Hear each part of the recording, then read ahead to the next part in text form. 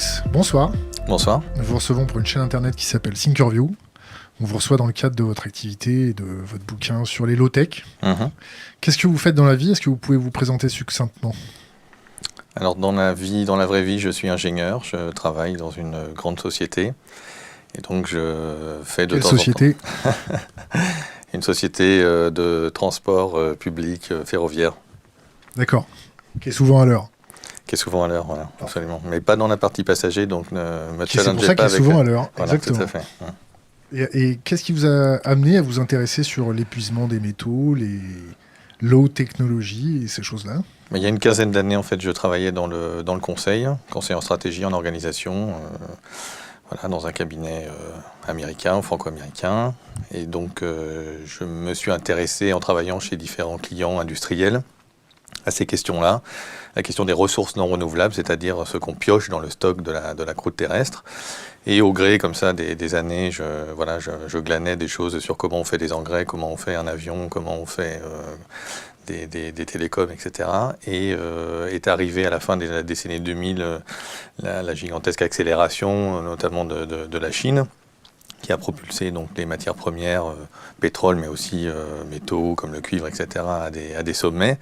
Et à ce moment-là, dans le cadre de mes activités de conseil, j'ai eu l'occasion de m'emparer des sujets un peu de développement durable, on va dire, ou des questions d'exposition matières premières. Ça a fait que j'ai creusé le sujet encore plus que ce que je faisais, et ça a fini par donner un premier livre qui a été publié en 2010, Quel futur pour les métaux, qui m'a propulsé semi-spécialiste mondial français des ressources des ressources renouvelables. Tellement peu, c'est ça? Il y en avait tellement peu, voilà, donc je me suis retrouvé invité à différents types de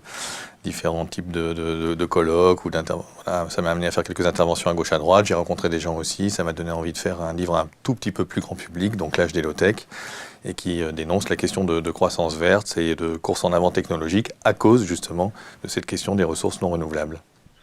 Donc ces ressources non renouvelables, dans un biotope économique tel que le nôtre, au XXIe siècle, qu'est-ce que ça donne à moyen terme? Alors ça dépend ce qu'on appelle moyen terme, évidemment. 30 ans. Alors bon, donc la première chose, c'est de dire qu'effectivement, on n'a pas qu'un problème d'énergie ou un problème de climat, on a aussi un problème de ressources, parce que quand bien même on aurait une énergie des milliers de fois supérieure à ce qu'on consomme, il faut malheureusement des ressources métalliques souvent pour convertir, pour stocker, pour utiliser cette énergie.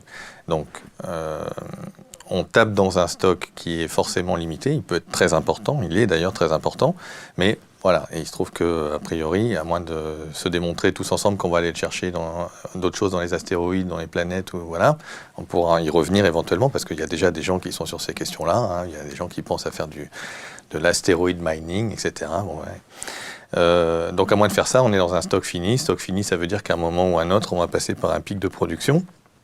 On n'a pas le choix, parce qu'il faudra finir par faire zéro. Alors la question, c'est quand est-ce que ce pic de production peut apparaître ou pas. Il se trouve que jusqu'à présent, tous les inquiétudes malthusiennes, on pourrait dire, ont été toujours repoussées d'une part par les découvertes géologiques supplémentaires. Alors à un moment, je ne sais pas, à la fin du Moyen-Âge, on finit par plus avoir beaucoup d'argent métal en Europe, plus du tout d'or d'ailleurs, parce qu'on faisait des échanges avec l'Afrique. Et puis, heureusement, on découvre le Nouveau Monde, et à ce moment-là, on peut aller chercher l'argent au Pérou, au Mexique, etc. Donc, il y a toujours une possibilité d'élargir les endroits où on va chercher, et on commence l'année prochaine, normalement, il va y avoir une première exploitation sous-marine, par exemple, au large de la Papouasie-Nouvelle-Guinée, pour de l'or et quelques autres métaux. On peut imaginer que dans le futur, je ne sais pas, on aille exploiter l'Antarctique, par exemple. On sait que c'était le continent Gondwana, il y a des choses en Australie, il y a des choses en Amérique du Sud, donc il y a des choses en Antarctique, sous quelques kilomètres de glace pour l'instant, mais voilà. Donc on peut toujours améliorer ça. Ensuite, il y a la question technologique. La technologie progresse, on est capable aujourd'hui d'attaquer, si je puis dire, ou d'exploiter des minerais qui sont bien moins concentrés qu'ils ne l'étaient il y a 20, 30, 40, 50, 100 ans ou plusieurs siècles. On ne serait jamais rentré dans l'âge du cuivre et l'âge du bronze si nos ancêtres avaient dû exploiter le cuivre à 0,8% de concentration comme aujourd'hui. Et puis, il y a un troisième élément, c'est l'élément prix, c'est-à-dire que si le prix augmente, mécaniquement, les réserves, ce qu'on peut exploiter, augmente aussi. Alors voilà, vous avez une mine d'or, dans une mine d'or, vous allez remuer une tonne de minerai pour sortir de 1 à 5 grammes d'or à peu près. Tandis que dans la même tonne de minerai, une mine de cuivre crachera 8 à 15 kg de cuivre et une mine de fer 400 kg. Vous voyez, 400 kg, 10 kg, 3 grammes. Pourquoi est-ce qu'on peut se permettre de remuer une tonne de roche pour sortir 3 grammes? Parce qu'on est prêt à payer l'or plus cher que le cuivre et le cuivre plus cher que le fer. Donc mécaniquement, un peu comme dans le pétrole d'ailleurs. Pourquoi est-ce qu'on a toujours 40 ans devant nous? C'est la même chose. On progresse dans les découvertes géologiques, on progresse dans la technologie, on fait des choses avec des pétroles non conventionnels, des gaz non conventionnels, etc. Et il y a la question du prix qui intervient aussi. Donc tout ça, malheureusement, c'est déjà compliqué sur le pétrole, d'essayer de savoir effectivement quand est-ce qu'il y aura un pic ou pas, et il est passé, il n'est pas passé, en conventionnel, pas en conventionnel. Sur les métaux, c'est la même chose, mais fois 60. Une complexité qui est multipliée par le nombre de métaux différents, sachant que les mines sont très souvent polymétalliques, donc on va trouver un peu d'or, un peu d'argent dans des mines de cuivre par exemple, on va exploiter l'argent dans les mines de plomb-zinc, enfin il y a plein de cas comme ça. Et on a en plus une question supplémentaire par rapport à la question du pétrole, parce que le pétrole, je sors le baril, je le brûle, et à moins de le transformer éventuellement marginalement en plastique, mais on finira par le brûler, ça terminera dans l'atmosphère. Ça nous pose d'ailleurs quelques problèmes climatiques. Pour les métaux, ça marche différemment. C'est-à-dire que les grammes de cuivre, d'or que j'ai extraits, je ne les ai pas perdus en les utilisant. En fait, ils sont toujours là. Ils sont dans le stock de la technosphère, de l'anthroposphère, on pourrait dire. Voilà, donc dans les objets autour de nous, dans les smartphones, les voitures, les bâtiments. Et on peut recycler.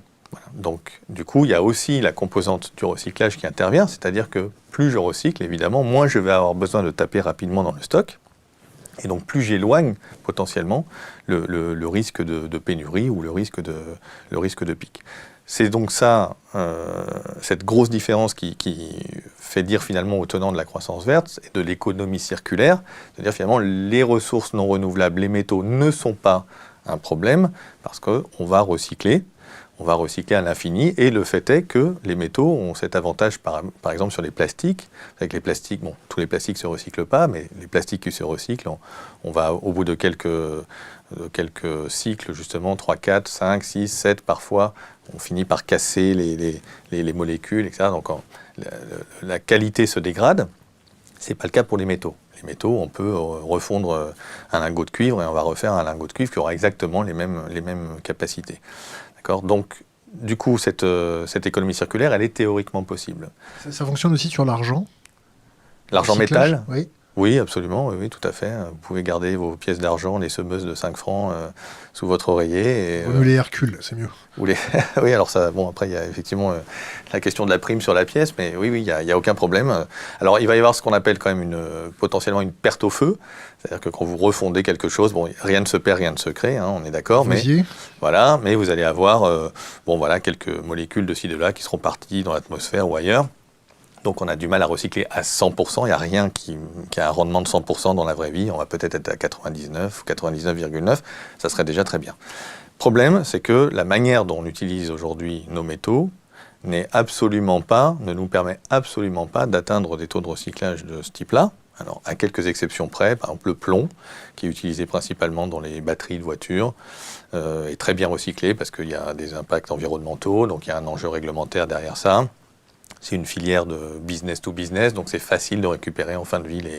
Les gens ne balancent plus ou plus trop leur batterie sur les bords des routes et les amènent plutôt en déchetterie. Donc c'est recyclé à 99% dans un pays comme le nôtre. Par contre, il y a beaucoup de métaux qui, eux, au contraire, atteignent des taux de recyclage extrêmement faibles, notamment des métaux emblématiques des nouvelles technologies. Alors, je ne suis pas sûr que je vais vous asséner des noms de poudre de perlimpinpin, mais on pourrait citer par exemple l'indium qui sert dans les écrans plats. L'oxyde d'indium éteint, c'est ce qui permet d'avoir une couche conductrice et transparente. Donc dans tout ce qui est tactile, vous avez de l'indium. Le gallium, qui a un peu les mêmes propriétés, tout ce qui est terres rares. Alors, les terres rares ne sont pas forcément rares, c'est une dénomination qui date du 19e siècle. Tout ça, c'est recyclé à moins de 1%. Pourquoi c'est recyclé aussi peu? En fait, il y a deux phénomènes qui empêchent le recyclage correct, comme le plomb à 99%. Le premier, c'est ce que j'ai appelé les usages dispersifs ou dissipatifs, c'est-à-dire qu'on n'utilise pas forcément les métaux sous une forme métallique simple, qu'on va récupérer en fin de vie pour la recycler. C'est la fourchette que j'ai mis dans... j'en referai une fourchette après. En fait, ça, on a de nombreux métaux qui sont utilisés Je peux vous citer quelques exemples. Tout ce qui est additif dans les cosmétiques, on va trouver des métaux, on va trouver du titane, on va trouver du zinc. Vous savez, le titane, c'est le colorant blanc universel.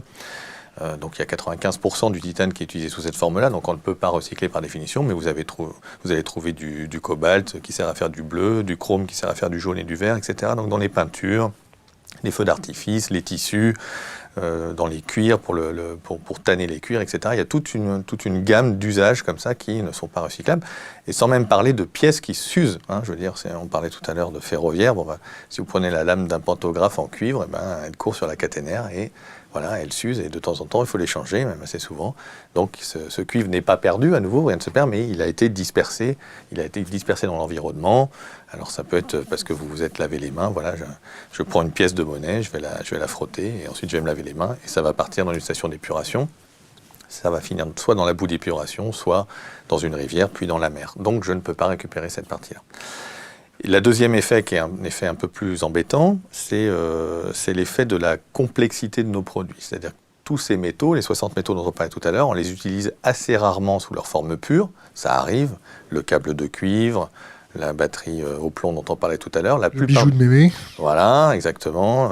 Encore que, parce que en général, vous savez, l'or pur, c'est un petit peu trop facile à déformer. Donc en général, on rajoute du palladium, du cuivre ou d'autres choses. C'est pour ça qu'il y a du cuivre dans le Krugerrand sud-africain, c'est ça ? Oui, c'est pour effectivement la dureté de la pièce et donc sa tenue mécanique, effectivement, voilà, pour qu'on retrouve quelques Krugerrand dans les siècles prochains. Je crois que vous connaissez bien. Voilà, donc la complexité, elle peut prendre deux formes. Elle peut prendre la forme des alliages. Donc on va avoir par exemple des aciers spéciaux qui vont contenir une dizaine de trucs un peu bizarres. Alors ça peut être du vanadium, du titane, du tungstène, etc. Et puis, ou alors vous allez utiliser en toute petite quantité dans des objets qui ont été intégrés, miniaturisés. Et là, typiquement, on va tomber sur la question des hautes technologies. Vous avez une cinquantaine de métaux, vous n'avez pas toute la table de Mendeleïev, mais ça y ressemble dans votre smartphone, et qui sont utilisés en quantité très petite. Ça peut être quelques milligrammes, ça peut être même bien moins que des milligrammes.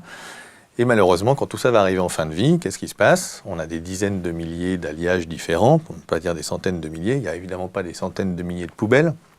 Donc on va faire deux grosses poubelles, une poubelle qu'on appelle l'acier carbone, où on va mettre les aciers de bas de gamme, une poubelle qu'on appelle les aciers inox, dans laquelle on va mettre des choses qui contiennent du nickel et du chrome en général. Et donc ma petite fourchette, on va prendre la fourchette qui est un nickel de bas de gamme, enfin un acier qui contient très peu de nickel, elle ne va pas partir dans la bonne poubelle, elle va partir dans la poubelle acier carbone, et ça fera un rond à béton, c'est-à-dire un ferraillage du bâtiment. Donc en fait on a bien recyclé physiquement, mais fonctionnellement, mon petit atome de nickel qui m'avait servi à lutter contre la corrosion à sa première utilisation, quand je l'avais extrait de la mine, il va terminer dans une ferraille à béton et il ne sera évidemment jamais récupéré comme tel. Théoriquement, ça serait possible, mais d'un point de vue énergétique, ça serait une totale aberration. On va délayer un petit peu l'aspect technologique du recyclage après. J'aimerais vous poser une question. Qu'est-ce que vous pensez de l'exploitation des nodules polymétalliques en eau profonde ? C'est la même chose que les exploitations, différentes exploitations minières. Alors d'abord, on ne trouve pas tout dans les nodules polymétalliques. On trouve du manganèse et puis un certain nombre d'autres métaux, mais sûrement pas tous les métaux de la table de Mendeleïev. Qu'est-ce qu'un nodule polymétallique ? Qu'est-ce qu'un nodule polymétallique ? C'est en fait une concrétion qui s'est formée en général autour d'un... Dent de requin. Ouais, d'une impureté de départ, on va dire, sur laquelle se sont accrochés des atomes qui sont dissous dans l'eau de mer. Il y a plein de choses dissoutes dans l'eau de mer. Il y a de l'uranium, par exemple. Il y a un moment, on fantasmait d'imaginer de filtrer l'eau de mer pour récupérer l'uranium. Voilà, et donc ces nodules, en fonction de leur taille, ils sont plus ou moins anciens, voilà, simplement parce que c'est une accrétion qui va se faire comme une perle, on pourrait dire, dans une huître. C'est pas tout à fait les mêmes produits chimiques. Voilà, et donc ces ions dissous, ils vont plus ou moins bien se déposer, plus ou moins facilement. Donc effectivement, il y a notamment le manganèse, il y a du nickel, du cobalt, voilà, c'est les principaux. Comment on va les chercher ? Alors, je voulais juste vous préciser qu'il n'y a pas que dans les fantasmes sous-marins, il n'y a pas que les nodules polymétalliques, il y a aussi ce qu'on appelle les encroûtements. Pourquoi fantasme ? Alors, je vais venir dans encroûtement cobaltifère. Donc, c'est des trucs qu'on trouve autour des cheminées hydrothermales. Donc là, c'est en fait, ça sort de la lithosphère. Il y a plein de choses. Il y a tout un écosystème, c'est ça? Il y a effectivement des éponges, des machins, des bactéries qui travaillent la chimie du soufre plutôt que la chimie du carbone. Ben, voilà. Donc, il y a plein de trucs qui se baladent. Alors, comment on fait? En fait, on va prendre un gros aspirateur qu'on va balader au fond de l'eau. Alors, en gros, c'est des techniques qui sont encore assez prospectives, mais qui sont inspirées de l'offshore pétrolier. Donc, il y a un bateau d'exploitation, et puis à ce bateau d'exploitation sont accrochés des tubes qui descendent, et en bas, il y a des petites machines qui vont aller ramasser tout ça.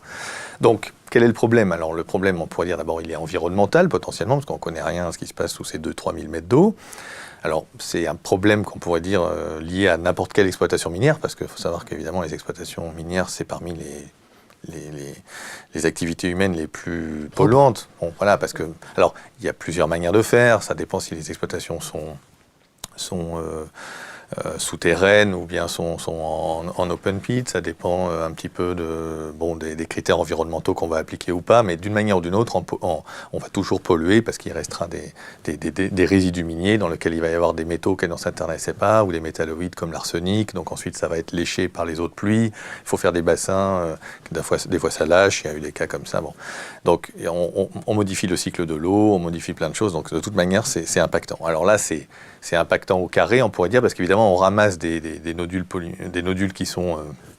c'est quelques nodules au mètre carré peut-être pour les concentrations les plus fortes. On ravage tout au fond. Et donc on va, au lieu de donner des coups de pelle, on va aller donner des coups d'aspirateur. Bon, voilà. Alors ça c'est l'aspect environnemental. Ensuite on pourrait dire l'aspect économique, puisque évidemment la question c'est en fait est-ce que tout ça, ça peut être économiquement rentable. Donc ça dépend évidemment de la quantité de métaux que vous allez ramasser et du prix auquel vous pouvez espérer les vendre. Donc comme on a aujourd'hui un peu des choses qui se développent sur la question du cobalt, par exemple, on a fini par découvrir que souvent dans les batteries au lithium, il y avait du cobalt, donc on s'affole un peu, alors qu'avant on s'affolait sur le lithium. Bon, il y a des effets de mode un petit peu comme ça.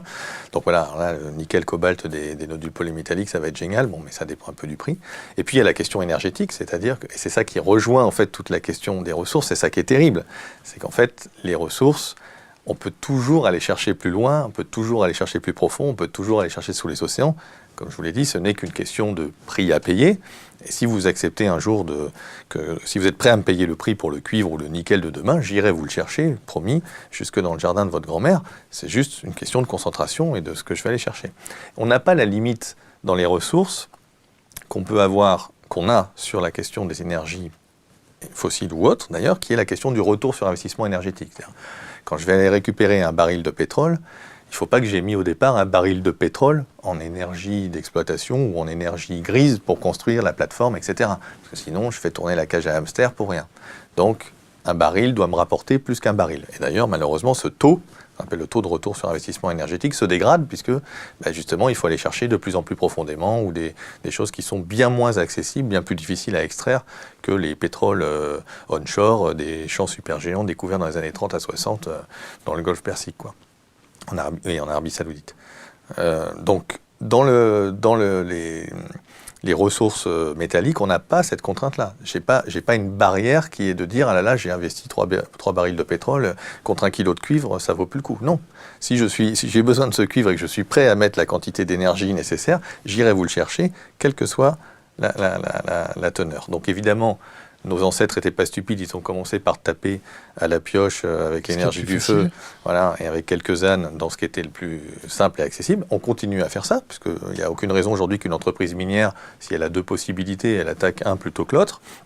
Elle attaquera celui pour la même quantité de camions, pour la même quantité de pelleteuses, pour la même quantité de salaires, etc., qui va me rapporter le plus. Donc on a une concentration qui est en baisse, parce que chaque fois qu'une mine ferme et qu'il y a une mine qui ouvre pour accompagner la croissance ou remplacer la fermeture de la mine, la concentration de la nouvelle mine elle est plus basse que la précédente. Voilà. Donc on a le problème, on n'a pas de problème a priori, sauf qu'il faut accepter de payer le prix, et payer le prix c'est mettre plus d'énergie. Puisque bien entendu, pour sortir mon kilo de cuivre, je vais devoir remuer plus de roches, de terre, ou alors aller les chercher au fond de l'océan. Et la question c'est donc ça, j'ai besoin de plus d'énergie pour aller chercher des métaux qui vont se raréfier, c'est-à-dire qui sont prolifiques, mais de plus en plus difficiles à aller chercher.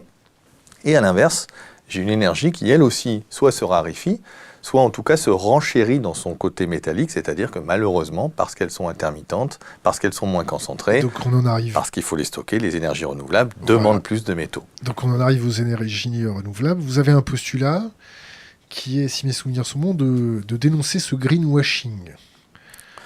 Oui, alors greenwashing est un mot peut-être un tout petit peu trop fort, parce qu'on pourrait dire que dans les gens qui fantasment sur effectivement un monde 100% énergie renouvelable, formidable, où toutes les voitures seraient électriques et par ailleurs volantes, un peu comme Uber nous le propose bientôt, donc autonomes et volantes, donc nourries aux batteries électriques. L'électricité étant elle-même produite par l'énergie renouvelable. Donc dans ce fantasme-là, je pense qu'il y a un mélange, c'est-à-dire qu'il y a des gens qui sont juste naïfs, on pourrait dire, et qui, voilà, tout ça part d'une bonne intention. Et puis il y en a peut-être d'autres qui sont un petit peu plus conscients, puis d'autres qui s'intéressent ou qui ne s'intéressent pas à la question systémique, c'est-à-dire quand je fabrique un panneau solaire ou une éolienne, qu'est-ce que ça implique ou pas quelque part ailleurs, et est-ce que finalement tout ça vaut le coup d'un point de vue énergétique et environnemental. Donc je suis pas... L'énergie verte, c'est pas un peu bullshit ? Ah bah c'est totalement bullshit malheureusement, c'est-à-dire qu'une énergie n'est jamais verte, n'est jamais propre, n'est jamais 100% propre, n'est jamais zéro carbone, ni une énergie, ni une voiture, ni quoi que ce soit. Et d'ailleurs même une voiture, même sans sa composante énergétique, à la cause de la question des ressources qu'elle utilise, à cause de ses pneus qui s'usent, à cause de son pot catalytique qui crache quelques nanogrammes de platine par kilomètre parcouru, ça fait que dans le périphérique parisien vous avez plus de platine dans le bitume en concentration que dans les mines de Russie ou d'Afrique du Sud. Enfin, on ne pourra pas les exploiter parce que malheureusement, il n'y en a pas beaucoup. Mais... Donc, une voiture n'est jamais propre, une énergie n'est jamais propre. Il y a toujours un impact, il faut accepter, il y a forcément un impact. On vient perturber d'une manière ou d'une autre. Alors, on pourrait égrener les tartes à la crème technologiques sur, je ne sais pas... On a le temps. Voilà, on aura le temps. Non, mais on a le temps, voilà. Mais d'une manière générale, la première chose, c'est ça. Tout a toujours un impact. Donc, moi, je ne suis pas forcément opposé aux énergies renouvelables. Déjà, il y a différents types d'énergies renouvelables. Il y en a qui sont plus ou moins consommatrices de ressources. Il y en a qui sont plus ou moins impactantes, sans doute, pour l'environnement. Ce n'est pas forcément facile à arbitrer, d'ailleurs, parce qu'entre, je ne sais pas quoi, l'éolienne qui tue des chauves-souris et le barrage qui crée du méthane et que sais-je encore. Mais ce à quoi je m'oppose, c'est de croire ou de faire croire que on va réussir à maintenir notre niveau de dépenses, pour ne pas dire de gabegie énergétique et de matières premières. Donc notre train de vie. Donc, quelque part, notre train de vie, ou en tout cas notre manière de vivre, qu'on va réussir à maintenir tout ça en réglant l'équation du carbone, en rajoutant à la limite la question nucléaire, on pourrait mettre mais qui est marginal, mais tant qu'à faire, si je suis un peu écolo français, je suis en plus contre le nucléaire, et en réglant tout, en déployant un monde, on pourrait dire à la Jérémy Rifkin, avec un mix énergétique qui serait basé avant tout sur un système d'énergie renouvelable, un mix d'énergie renouvelable dans lequel on trouverait alors des éoliennes, de l'énergie houlomotrice, motrice, des hydroliennes, que sais-je, des panneaux solaires, du solaire thermique, concentration, enfin tout le mix qu'on peut imaginer. On peut faire plein d'études superbes sur tableau Excel, c'est pas ça qui manque, des scénarios de déploiement des énergies au niveau mondial, au niveau français, au niveau européen, enfin tout existe, mais malheureusement, tout ça se heurte ou se heurtera à la question des ressources, parce qu'on est toujours rattrapé, soit par une question de consommation surfacique, soit par une question de consommation de telle ou telle ressource. Alors on peut toujours trouver, évidemment, ici et là, on va essayer de... Par exemple, je ne sais pas, il y avait une polémique il y a quelques années sur la question des terres rares dans les éoliennes. Alors les terres rares dans les éoliennes, c'est la question du néodyme, le néodyme dopé au dysprosium. Bon, à quoi ça sert? En gros, ça sert à faire les aimants permanents. Donc pour faire simple, pour produire de l'électricité, vous faites tourner un aimant dans des bobines ou le contraire. Voilà. Et comme il fallait réduire la taille des éoliennes de forte puissance, on ne pouvait plus installer d'éoliennes onshore parce que c'est insupportable, personne n'en veut. Donc il faut aller offshore. Et si vous voulez aller offshore, ça coûte cher d'aller visiter chaque mât et faire la maintenance. C'est plus compliqué d'aller en bateau qu'en camionnette. Donc il faut faire des mâts de plus en plus gigantesques. Il faut monter à 5, 6, 8, 10, 12 mégawatts. Et si vous voulez faire des gros mâts gigantesques avec des gros trucs en haut, comme vous avez quand même envie d'essayer un peu d'économiser ce que ça va vous coûter et comment l'accrocher, vous essayez de faire en sorte que ce qui est en haut est le plus compacte possible. Et c'est là qu'on trouve le néodyme, parce qu'en fait, ça permet de faire des aimants qui ont une force magnétique, enfin très très très compacte. Et c'est pour ça qu'on trouve d'ailleurs du néodyme un peu partout, dans les moteurs de vos rétroviseurs. Enfin, partout où il y a un petit moteur ou un petit alternateur, vous allez trouver, surtout si c'est miniaturisé, vous allez trouver ces trucs-là. Voilà. Donc c'est ça la question, c'est de dire, est-ce que je peux faire un monde 100% renouvelable de manière durable, de manière soutenable sur le moyen terme, on parlait du moyen terme tout à l'heure. Alors on peut gloser sur la question de est-ce que là, je peux faire un effort de déploiement gigantesque sur les 30 prochaines années pour dire ah là là, je vais réduire mes émissions de CO2 par 4. Bon, peut-être, pourquoi pas, à réfléchir, ça dépend si tout le monde le fait ou pas, ça dépend des impacts géopolitiques, ça dépend des prix, bon voilà, il y a plein de choses qui vont être bizarres, parce que je peux peut-être m'y mettre tout seul, mais si je ne suis pas tout seul, alors peut-être comment on partage le lithium, les terres rares, le cobalt ou autre chose. Mais la fois d'après, comment je fais? Puisque 30 ans plus tard, tout ça tombe en loc, je peux recycler pour partie, pas tout évidemment, parce que tout n'est pas recyclable dans un panneau solaire, tout n'est pas recyclable dans une éolienne. Et puis dès qu'on va tomber sur tous ces petits équipements un peu bizarres, parce que évidemment le courant, une fois que je l'ai capté, il va falloir le récupérer, le redresser, le stocker, le distribuer, les smart grids, les grilles intelligentes qui vont équilibrer l'offre, qui va donc bouger comme ça parce que c'est intermittent, et la demande qui elle bouge parce que de temps en temps j'allume le chauffage et mes plaques électriques en rentrant le soir et de temps en temps pas. Eh bien, malheureusement, 30 ans plus tard, je suis là, et puis j'ai consommé à peu près tout ce que j'avais à consommer en ressources minières de tel ou tel type, et il faut que je recommence. Et puis 30 ans plus tard, il faut que je recommence. Et 30 ans plus tard, il faut que je recommence. Et au bout de combien de temps ça tombe ? Avec une fonction exponentielle derrière, qui est la démographie, qui est la croissance des marchés financiers, qui est tout ça. Voilà. Alors, moi, je ne suis pas le plus ultra des catastrophistes sur la question sur cette question des ressources. C'est-à-dire, je ne pense pas forcément que les ressources soient un déclencheur d'un effondrement, d'une crise, etc. Parce qu'il y a tellement d'autres choses que vous citez, effectivement, qui peuvent être effectivement venir des marchés financiers ou autres, enfin de l'instabilité, de la complexité du monde au sens large. Pas de l'instabilité. Les marchés financiers réclament un rendement. Ah oui. On s'est compris. Voilà, non mais bien sûr, à partir du moment où il faut que la dette croisse, parce que voilà, il faut. Bon, mais la dette n'est qu'un droit de tirage sur le futur. Enfin, c'est ça qui m'avait fait dire qu'on ne démantèlera jamais les centrales nucléaires, jamais, quel que soit le montant provisionné. Alors il y a un débat sur quel est le montant en euros qu'il faut provisionner, que EDF doit provisionner. Pour déconstruire. Pour déconstruire, pour démanteler, exactement. Alors, EDF a des chiffres, la Cour des comptes en avait d'autres, les benchmarks, les quelques tentatives qu'on a fait. Entre 3 et 6 milliards par réacteur. Oui, alors EDF est même en dessous, je crois qu'ils sont à 200 millions aujourd'hui, 200-300 millions. Mais ça construire sera vérifié. Ce qu'ils ont provisionné. Provisionné, ouais. Parce que là, en Allemagne, ils essaient d'en déconstruire. Voilà, la réalité serait plutôt à quelques milliards par réacteur, mais finalement, personne n'en sait trop rien, puisqu'on n'en a pas fait un seul en entier, en bout, et en ne connaissant pas la technologie qui sera nécessaire. Alors, sur ce débat-là, en fait, la question de dire, même si j'ai mis 3 milliards, même si j'ai mis 10 milliards sur un compte en banque, c'est quoi un compte en banque ? Enfin, c'est quelques électrons qui se baladent sur un disque dur.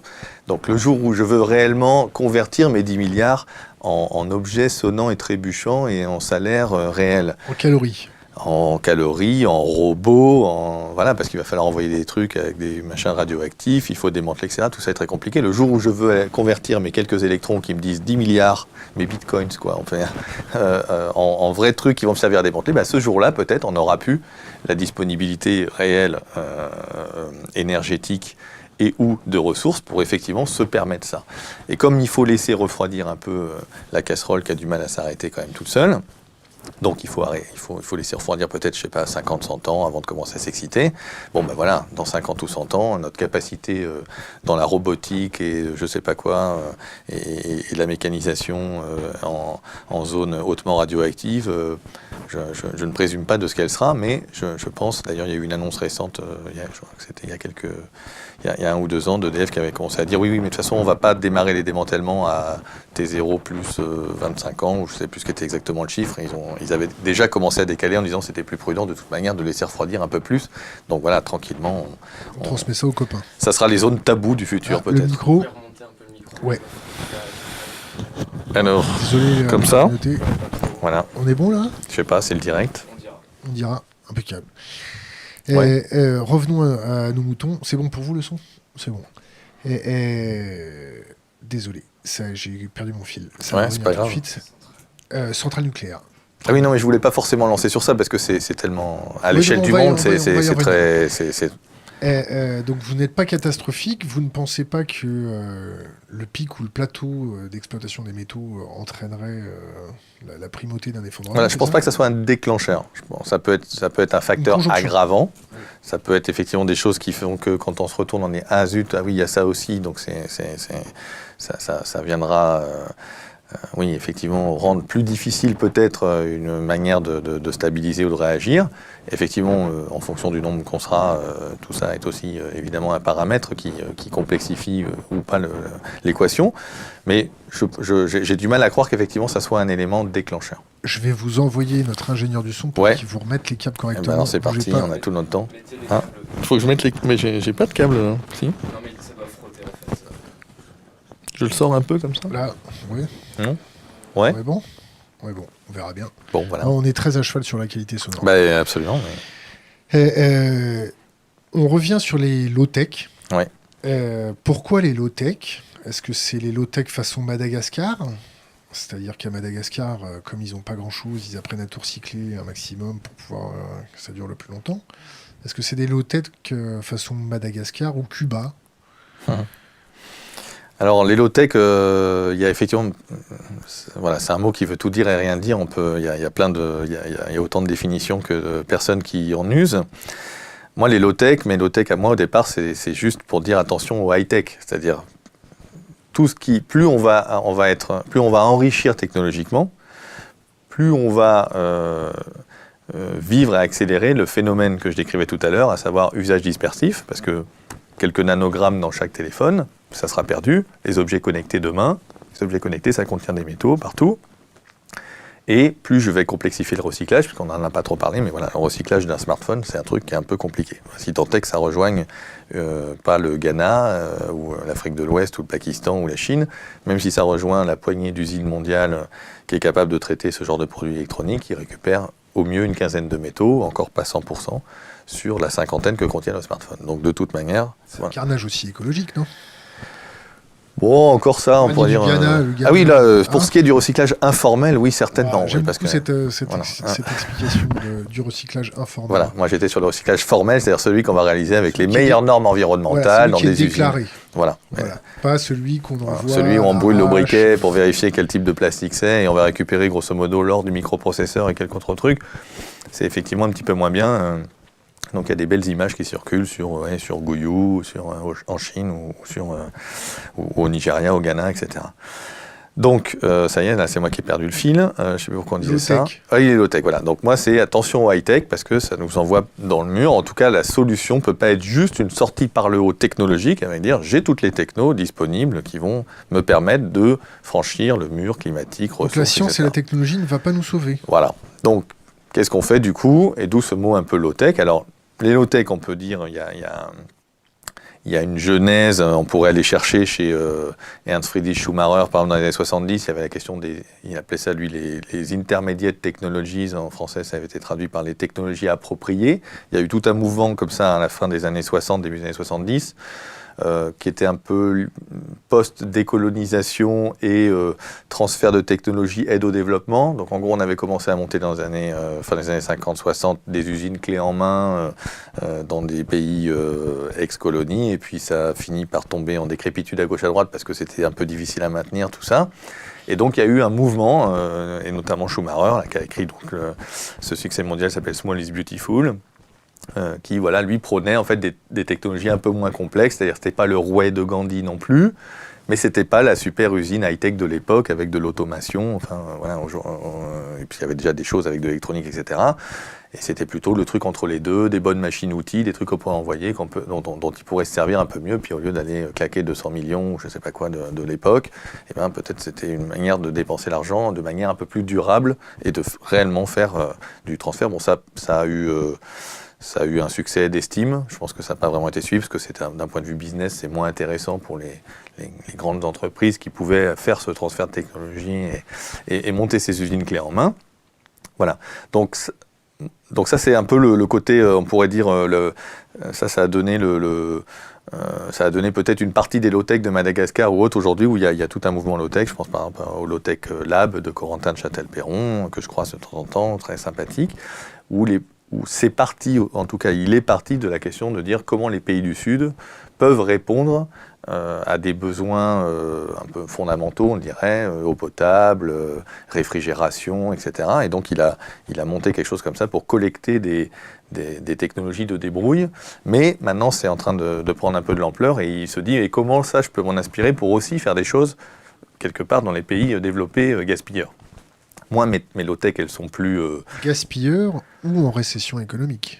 Gaspillant en récession économique, on pourra revenir effectivement sur ce sujet-là. Alors, moi, mes low-tech, elles sont plus grognons, elles sont plus énervées, elles partent d'une opposition au high-tech, elles ne sont pas au départ sur la question de dire comment je vais, je sais pas, aider les gens au Nigeria à avoir de l'eau potable, ou je sais pas quoi, de l'assainissement, etc., de manière simple et pas chère et efficace.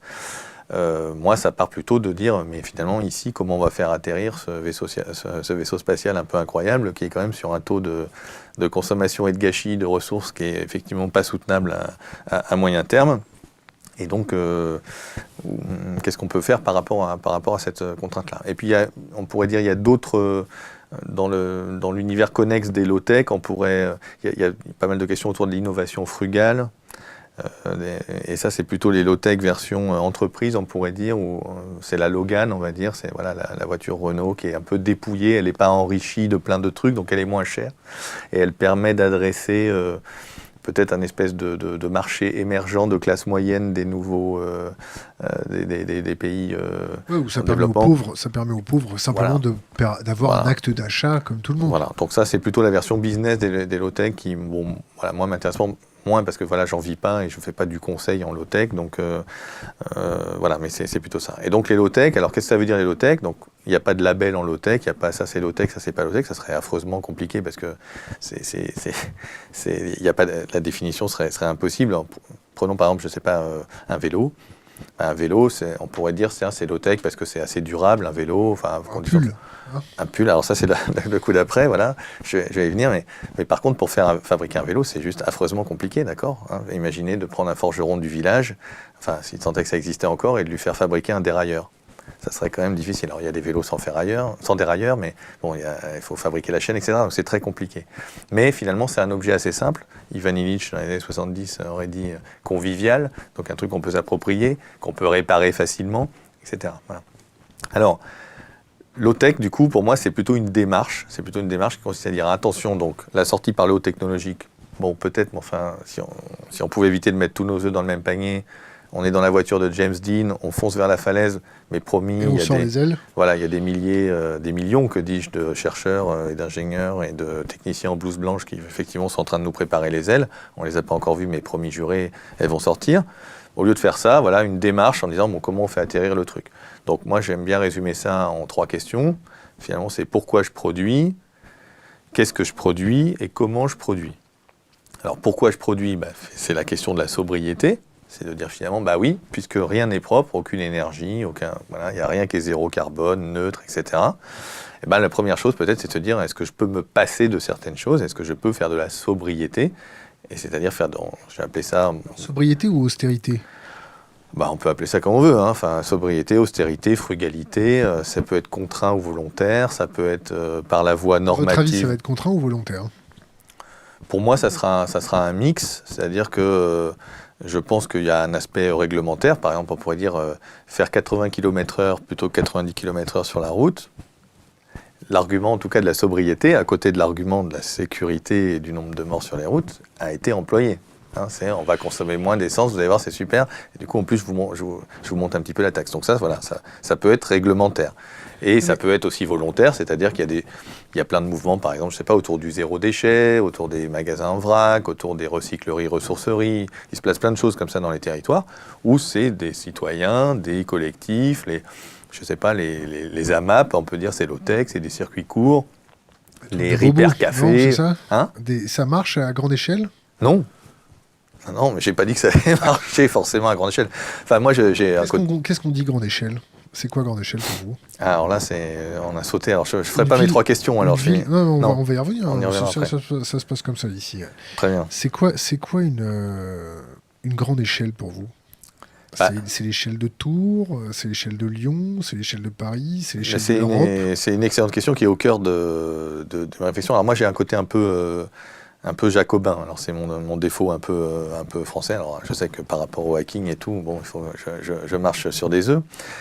En fait, donc l'échelle, idéalement, c'est l'échelle de la planète, évidemment. Donc, si j'étais logique, j'en appelle à une organisation mondiale de l'environnement, j'en appelle à une taxe carbone mondiale, j'en appelle à la COP 21, 22, 23, 24, 25. Et puis malheureusement, avec le résultat qu'on sait, c'est que bon, c'est très difficile d'un point de vue diplomatique et pour différentes raisons. Le des Américains n'est pas négociable. Voilà, donc, mais même au niveau de l'Europe, on pourrait dire à 27 ou 28 ou 26, ça dépend combien, ça dépend si on rajoute, je ne sais pas, la Catalogne, l'Écosse et la Corse comme des trucs indépendants ou pas. Bon, c'est difficile, on n'a pas la même histoire avec, je ne sais pas, la Pologne, on n'a pas la même, aujourd'hui les mêmes industries, on n'a pas les mêmes rapports à tout ça.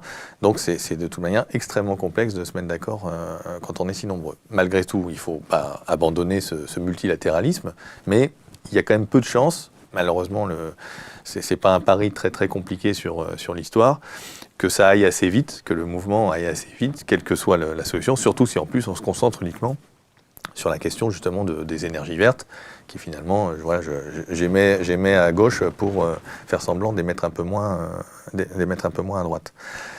Alors, après, il y a quelle échelle? Il y a l'échelle personnelle, familiale. Hein, donc là, je disais tout à l'heure, il y a des gens, ils se mettent à faire du compostage à lombric dans leur jardin ou même sur leur balcon dans Paris. Il y a des gens qui décident de prendre leur douche froide. Il y en a d'autres qui prennent plus l'avion, je sais pas. Il y en a d'autres qui vont enfourcher leur vélo plutôt qu'aller en voiture. Qui mangent plus de viande. Qui mangent plus de viande ou qui réduisent la quantité de viande, parce qu'on n'est pas obligé non plus d'être extrême. Enfin, je veux dire, si on mangeait 3 fois, 4 fois de la viande par semaine, c'est déjà fabuleux par rapport à ce qui se passe aujourd'hui. Pas obligé de manger de la viande extrêmement non plus. Hein, pourquoi c'est extrême de ne plus manger de viande? Non, parce que ça engendre, en fait, c'est parce que ça engendre une complexité, une organisation qui est quand même plus grande, en tout cas à date. C'est-à-dire que une fois que tout le monde fait ça, et puis que dans chaque restaurant, tout est vegan et c'est super, tous les menus, etc., tout va bien. Mais tant qu'il y en a très peu, bon, donc vous la êtes toujours... la masse inertielle. Voilà, c'est un peu comme les couches lavables. Vous pouvez faire des couches lavables. Mais si vous êtes tout seul à faire des couches lavables, c'est plus dur que si tout le monde faisait des couches lavables et qu'il y avait un service de ramassage et de nettoyage des couches, par exemple. Donc il y a des aspects un peu de masse critique aussi. Bon. Alors, cet aspect un peu personnel et familial, je pense qu'il est nécessaire, intéressant, et voilà, il y a des gens qui s'inscrivent là-dedans, je ne sais pas, la décroissance, etc. Mais à un moment, ça a ses limites, quoi. Et pour paraphraser Bourdieu, on pourrait dire que les courses sont un sport de combat, quoi. C'est-à-dire que pour essayer de aller faire ses courses sans générer de déchets, sans être dans l'agriculture, je sais pas, juste pour prendre la nourriture, éviter l'huile de palme dans tous les produits transformés, enfin voilà, tout ça, ça prend du temps, de la connaissance, il faut lire les étiquettes en tout petit, et ça, multiplié partout. Enfin, voilà, prenez votre ordinateur. Vous voyez une question d'Internet qui peut rebondir sur ce que vous dites. Quels sont les lobbies qui pourraient influencer pour réorganiser la production industrielle vers des produits plus simples, faciles à réparer? Quelles sont les entreprises qui vont accepter en premier d'abandonner l'obsolescence programmée? Alors ça, c'est déjà une question à tiroir, parce que l'obsolescence est-elle programmée? Enfin, qu'est-ce qu'on appelle l'obsolescence programmée? C'est simple, ma cartouche d'imprimante, voilà. Les fringues, la fast fashion voilà. à gogo. Donc on est d'accord qu'il y a déjà il y a du programmé techniquement, éventuellement, on verra. Programmé économiquement. Et il y a du programmé, au niveau marketing, quoi. Pourquoi est-ce que je vais faire la queue à la sortie du nouvel iPhone, alors que celui que j'ai marche bien, même si j'ai compris qu'il réduisait un petit peu sa vitesse quand même sur la fin. Bonne class action, les gars. Voilà. Donc ça, ok. Après, il y a d'autres obsolescences qui sont des obsolescences qui sont. Est-ce qu'elles sont voulues, pas voulues? Vous devez en savoir plus que moi là-dessus. Je sais pas, les obsolescences systémiques, par exemple, entre software et hardware. Aujourd'hui, vous avez des ordinateurs qui pourraient encore très bien marcher, mais à un moment, la suite d'antivirus et compagnie finit par plus être supportable. Windows, c'est ça. Voilà, alors à moins de passer effectivement sur les logiciels libres, etc. Il y a des techniques pour un petit peu... On passe de Windows à Linux, et là, on est tranquille. Tout va bien, voilà, exactement. Je ne voulais pas citer Linux, mais c'est bien, on peut faire de la pub, il n'y a aucun problème. Linux. Tout à fait. Donc voilà, et puis après, il y a sans doute des obsolescences techniques réelles, mais c'est plus difficile à qualifier. Alors, est-ce qu'il y a des entreprises, en gros, si je comprends bien la question, qui ont intérêt à aller vers un monde avec des objets plus durables, etc. Bah, la réponse est sans doute oui, un peu. Alors, je ne sais pas, déjà des entreprises, je ne sais pas, tout ce qui travaille sur la rénovation du bâtiment. Voilà, ça, c'est des choses on peut faire de la sobriété parce que si on a un bâtiment bien rénové, bien pensé, bien conçu, je ne sais pas quoi, bon, des gens peut-être travaillent dans la réparation, etc. Mais en grande majorité, j'ai peur que pour les entreprises, ça soit quand même difficile parce que Ils n'ont pas été designés pour ça. voilà, il y a des. En fait, mais c'est surtout, faut survivre en termes. Alors, il faut. Une entreprise, c'est mieux. Ça dépend ce qu'on appelle une entreprise. C'est toujours. Je pense que c'est difficile de comparer le boulanger du coin, qui est une entreprise, et c'est bien la concurrence et tout. Et puis. Le boulanger du coin, maintenant, ils font même plus leur pain. Voilà, oui, alors c'est tout à fait ce qu'on appelle le boulanger du coin, mais effectivement. Il n'y a plus beaucoup de vrais boulangers maintenant. Ouais, bon, allez, il en reste quand même quelques-uns, mais bon, il faut effectivement les trouver. Alors. Souvent, on va dire une entreprise un peu standard, elle a besoin de se développer, elle a besoin de développer son chiffre d'affaires parce qu'elle est endettée, derrière la dette, etc. Donc il y a déjà tout un... C'est rare quand on trouve des entreprises qui acceptent de faire un harakiri en disant « Tiens, moi, l'année prochaine, je vais diviser mon chiffre d'affaires par 2 parce que c'est génial et c'est bon pour la planète. » En général, ce qu'on trouve, et c'est là qu'on se retrouve à la limite entre la réalité, la bonne foi ou le greenwashing, c'est les entreprises qui arrivent à se développer, éventuellement au détriment d'autres. Mais on se dit, une fois qu'on aura fait ça partout, on voit pas très bien comment ça se passera. Donc il y a des gens qui travaillent, qui ont des super idées. Il y a un designer, un ingénieur, il travaille sur une machine à laver qui s'appelle l'increvable. Durée de vie, 50 ans. Avec une pédale. Non, ça c'est la version encore plus. Ça. Non, celle-là, elle est électrique et tout, mais voilà, elle ne contient pas beaucoup d'électronique, elle est modulaire, elle est réparable, voilà, donc elle n'a pas le programme numéro 8 avec essorage qui tombera de bout de 4 ans, et puis, mon bon monsieur, ça serait plus compliqué de l'ouvrir que d'en acheter une neuve, voilà, donc elle est increvable. Est-ce qu'une entreprise pourra s'emparer de ça et dire à un moment, bah oui, je vais vendre des increvables à tout le monde pour une fois et demi le prix d'une machine normale, peut-être, mais ça se fera en cannibalisant du business existant. Je ne pense pas que le lobby des machines, des fabricants d'électroménagers puisse dire « Ah, c'est super, je vais rentrer là-dedans ». Donc, non, j'ai peur qu'effectivement, malheureusement, les forces vives de la nation ne soient pas forcément, les corps intermédiaires, soient si branchés que ça sur la question de la sobriété ou de l'éco-conception, parce que c'est ça la question derrière, de dire je fais des choses modulaires, réparables, etc. Quand on est dans du marginal, on peut avoir des formidables aventures industrielles et commerciales. Je sais pas, Fairphone par exemple, on pourrait dire, alors Fairphone c'est pas parfait, loin de là, je ne fais pas de pub pour Fairphone, j'en ai pas, je suis resté avec un bon vieux Nokia, donc j'ai pas l'écran tactile et tout ça, mais Fairphone... 3110 Hein? Un vrai 3210 Je sais pas. Je sais pas comment ça s'appelle. Ouais, peut-être bien. Ce serait très bien. Bon. Revenons à nos 3 questions que vous avez évoquées tout à l'heure, où je vous ai coupé. Alors, donc il y avait la sobriété. Donc la sobriété, ça pose effectivement la question, c'est quoi la sobriété? J'ouvre la boîte de Pandore et je peux tout faire, du plus liberticide au plus sympathique, évidemment. Donc on peut parler d'austérité, etc. Bon, voilà. Moi, ce que je pense, c'est que la société est déjà liberticide. Oh bah, vous avez remarqué ça comment? Comme ça, je sais pas, je suis tombé dessus un jour, voilà. Non mais liberticide au sens, allez, on va être sympa, au sens 18e siècle du terme, c'est-à-dire la liberté des uns s'arrête là où commence celle des autres, et donc pour vivre en société, pour faire société, il faut bien que je me fixe quelques règles, et donc ces règles, quelque part, s'opposent à ma liberté. Donc, prenons un exemple, je sais pas, j'ai pas le droit de rouler avec un char d'assaut sur une route française. Ça m'est interdit. Même si j'ai les moyens de me payer un char d'assaut, d'occasion, c'est pas possible parce que voilà, il n'est pas immatriculé comme il faut, il fait plus de 3,5 tonnes, donc de toute façon j'ai pas le permis, etc. C'est donc liberticide. On pourrait le faire, mais bon, après vous imaginez un rassemblement de chars d'assaut face à des CRS? Bien sûr, non mais on pourrait dire des chars d'assaut, même si on a juste vidé le canon et voilà, sans les obus. Mais on le fait pas, et c'est quelque part, on pourrait, en exagérant, dire c'est liberticide, d'accord? Bon. Ça veut dire qu'en gros, la puissance publique, à un moment, elle a dit, ce qui roule sur les routes, il y a un certain poids des voitures. Aujourd'hui, qu'est-ce qu'on essaye de faire? On essaye de prendre des voitures qui sont devenues de plus en plus lourdes au fur et à mesure des décennies, parce qu'elles sont de plus en plus équipées, parce qu'elles sont de plus en plus confortables, parce qu'elles sont de plus en plus sûres, bien. et on essaie de faire en sorte qu'elles émettent de moins en moins. Pour faire Consomment de moins en moins. qu'elles consomment de moins en moins et qu'elles émettent de moins en moins de CO2 d'une manière ou d'une autre. On a eu cette discussion avec Jacques Blamont, on en reparle souvent. Jacques Blamont, qui est fondateur du programme spatial français, qui a envoyé des ballons sur Vénus, qui a créé le pas de tir de Kourou, pratiquement avec ses petites mains, qui travaille toujours au CNES. Ouais. On a eu cette discussion de la voiture légère, qui consomme pas beaucoup, qui se démocratise. La voiture à 1 litre. Voilà. C'est génial, sauf que tout le monde va en prendre. Ah, l'effet rebond, bien sûr. Oui. Ça, c'est l'effet d'après, oui. Alors, on en parle de cet effet rebond ? Ah, bien sûr, il va falloir en parler, parce que c'est dans les promesses technologiques, c'est un des problèmes principaux. C'est un des problèmes principaux. C'est-à-dire que, prenons l'exemple de l'impact environnemental d'Internet. D'accord ? Donc, le numérique, c'est un bon endroit où on fait des progrès extrêmement rapides et si tant est exponentiels éventuellement. Donc il y a tout le débat autour, par exemple, de la consommation énergétique des data centers. C'est très à la mode. Bon, très bien. Bon, les data centers, on n'arrête pas d'améliorer le truc. C'est incroyable. Aujourd'hui, par octet stocké ou traité, processé, c'est-à-dire la consommation énergétique est bien plus faible que ce que c'était il y a 5 ans ou il y a 10 ans. Aucun problème. Sauf que maintenant, on est passé de la simple photo à 1h30 de vidéo. Exactement, voilà.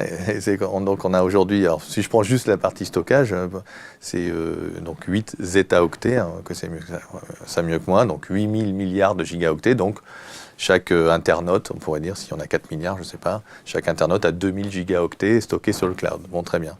On en attend 20, donc de passer de 8 à 20 d'ici 2-3 ans maximum.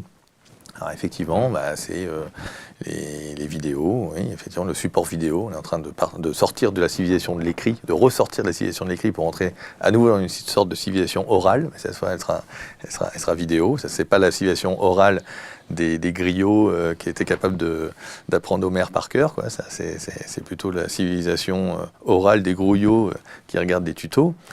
Voilà, donc...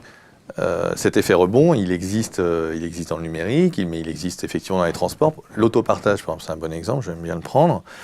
Bon, l'autopartage, a priori, je mets 3 personnes dans une voiture au lieu d'une seule, enfin, au lieu de 3 voitures qui se baladent, c'est forcément un effet massif, majeur. Sauf que dans la voiture, il y a un étudiant qui fait Paris-Strasbourg pour aller voir un copain ou une copine pour boire une bière parce que c'est pas cher. Il y en a un autre, il aurait pris le train, mais puis il ne le prend pas parce que c'est trop cher et que finalement c'est plus souple et puis il va en plus être déposé pas loin de chez lui. Et puis le conducteur, lui, il fait peut-être même Paris-Strasbourg plus souvent parce qu'il a la contribution économique des 2 autres pour payer l'essence il a plus de sous pour remplacer ses freins. Voilà, exactement. Donc du coup, à la fin de la journée, comme disent nos amis anglo-saxons, quel est l'effet réel de l'autopartage ? On n'en sait trop rien. Et effectivement, mais le peu d'études un peu échantillonnées, enfin les quelques échantillons sociologiques qu'on peut récupérer autour des études de comportement montrent qu'effectivement il y a un effet rebond. Mais alors de combien et est-ce qu'à la fin c'est bon ou pas bon ? Donc alors sur la voiture. On pourrait dire oui, sûrement, sur la voiture légère. Bien sûr qu'il faut tous passer au vélo.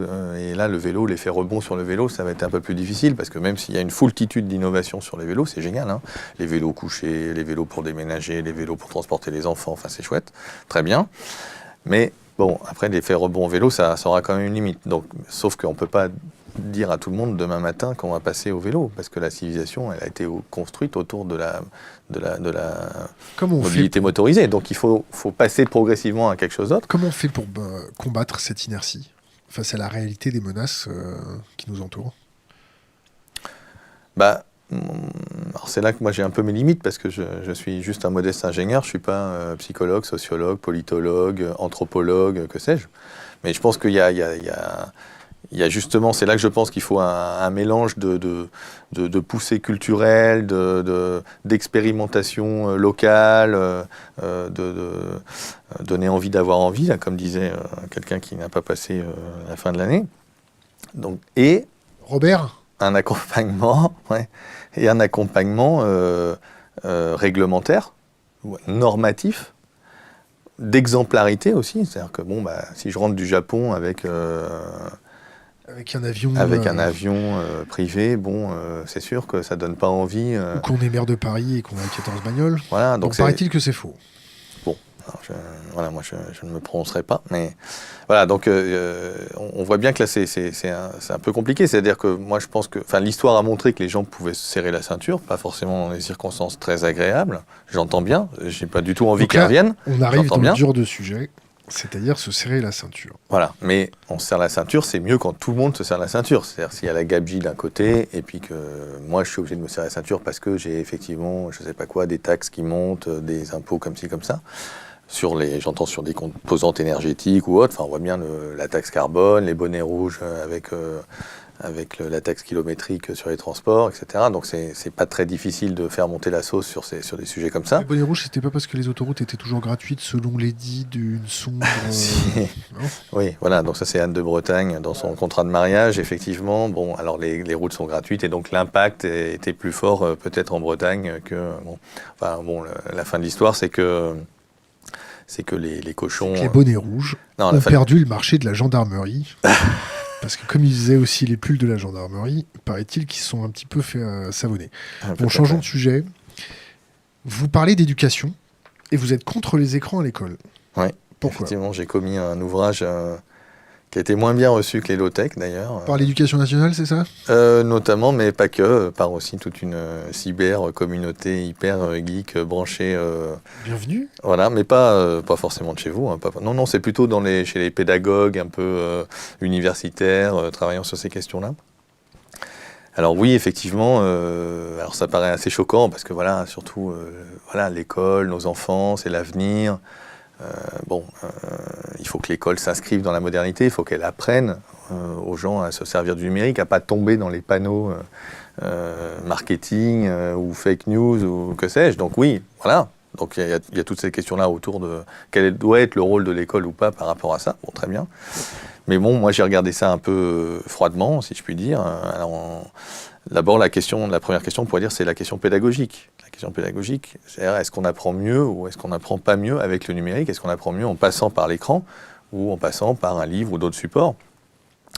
Le fait est qu'en fait, malgré toutes les promesses qui se promènent d'un rapport officiel à un autre, il n'y a rien. Il n'y a aujourd'hui aucune étude qui prouve qu'on apprend mieux avec le numérique. Et au contraire, le peu de choses qu'on a, c'est l'étude un peu macro sur la base des données PISA de l'OCDE, alors un peu vieux parce que c'est une étude de 2015 sur des données 2012, mais on n'a rien de plus récent à un niveau macro qui en fait montre qu'il n'y a aucune corrélation entre l'effort de numérisation de l'école d'un côté et les résultats des élèves. Donc c'est random. Il y en a dans tous les sens, donc c'est pas parce que le Danemark réussit mieux à l'école et le Danemark a investi dans le numérique, donc il faut que je fasse pareil. Non, ça s'appelle un syllogisme et le raisonnement n'est pas correct.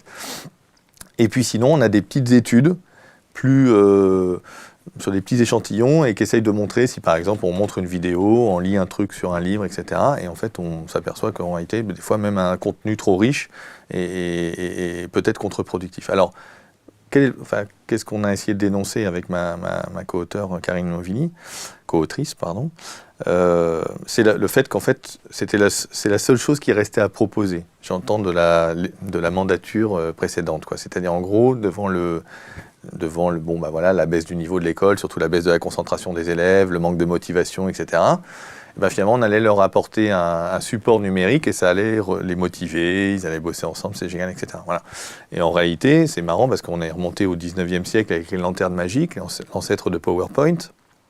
Et au 19e siècle, on trouve exactement les mêmes phrases que dans les rapports aujourd'hui sur les tablettes. C'est ça va être génial pour les élèves, ça va les motiver, ils vont travailler en groupe. Puis alors après, ça a été Edison en 1910 qui a dit les livres vont disparaître, tout va devenir cinématographique. Puis après, finalement, les livres n'ont pas disparu, on est passé à la radio, puis après à la télévision. Puis dans les années 60, il y avait un truc, ça s'appelait les machines à enseigner, c'est Skinner qui faisait ça. C'était une espèce de dispositif électromécanique où on répondait à des sortes de QCM. Puis après est arrivé l'informatique, etc. Et en fait, à chaque fois, les promesses technologiques ont fait pchit, parce que pour apprendre, c'est pas ce à quoi ce à travers quoi on passe qui compte, c'est la relation en fait entre l'enseignant et l'enseigné, et le fait qu'on a envie d'apprendre. On a tous été, je pense, dans notre jeunesse, soit sauvés par un prof qu'on aimait bien dans une matière où on n'était pas très bon, soit au contraire dégoûtés par un prof qui n'était pas bon dans une autre matière. Voilà, c'est ça le concept. Et donc le numérique, vraiment, n'y change rien. Et en fait, par rapport à... Pardon, c'est un peu long, mais toutes ces questions de motivation, toutes ces questions de de l'effort. Voilà. En fait, tout doit se gamifier, par exemple. Hein. Dans l'école numérique, tout doit devenir un jeu. Voilà. Donc, c'est les serious games. C'est un peu cette mode-là, d'ailleurs, aussi dans les entreprises. Mais non, malheureusement, il y a des choses où il faut faire un effort. Et d'ailleurs, ça serait quoi des citoyens qu'on aurait formés à tout apprendre sans faire aucun effort parce que tout aurait été ludique et sympathique? Je pense malheureusement que ce n'est pas forcément leur rendre service. Et du coup, ça, c'est la question, disons, vraiment pédagogique. Alors, on l'a jeté comme un pavé dans la mare pour faire un peu réagir et dire, mais pour nous, c'est pas possible que tout le monde soit d'accord avec ça, qu'il y ait cette espèce de consensus affreux entre, je sais pas quoi, le maire de village vieillissant qui a peur de passer pour un vieux con, les deux profs désemparés qui finalement se disent, bah oui, finalement, ça ou autre chose, ça va les remotiver. Et puis, à côté, les intérêts sonnants et trébuchants des fabricants, Edison hier, ou des éditeurs de logiciels aujourd'hui. Voilà. On s'est dit, mais finalement, c'est un non-sens, c'est un choix pédagogique irrationnel. Et donc, je ne suis pas contre le numérique juste pour les questions environnementales qu'on a mentionnées tout à l'heure. Je suis très content que mon dentiste soit numérique. Et je n'ai pas du tout envie de revenir numérique au sens il a l'équipement pour faire la radio, des dents, les machins. Après, il ira en Belgique. Ah oui, voilà. Voilà, bon. Mais j'ai pas envie de revenir au dentiste des années 70, moi non plus. Alors après, la question c'est jusqu'où on pousse le confort numérique dans le médical, parce qu'on pourrait glisser sur le transhumanisme et je sais pas quoi. Mais On va y venir. Ah bah voilà. Mais sans aller jusque-là, ok, si ça apporte un réel avantage, bon, on peut discuter, c'est peut-être polluant, mais pourquoi pas. Mais là, ça apporte pas d'avantage. Donc en gros, on est en train de se dire qu'on va acheter des centaines de milliers, des millions de tablettes. En gardant les mêmes profs.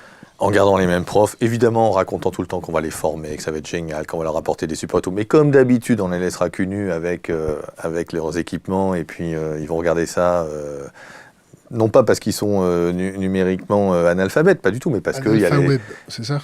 Hein? Analpha Web. Non, juste parce qu'il faut prévoir un plan backup si le tableau numérique marche pas, parce qu'il y a le serveur, parce qu'on a tous des dizaines de codes pour rentrer dans les différents trucs. Et en fait, au lieu d'avoir... Enfin, ça, c'est l'aspect pédagogique, mais sur l'aspect, maintenant, on pourrait venir sur l'aspect sanitaire.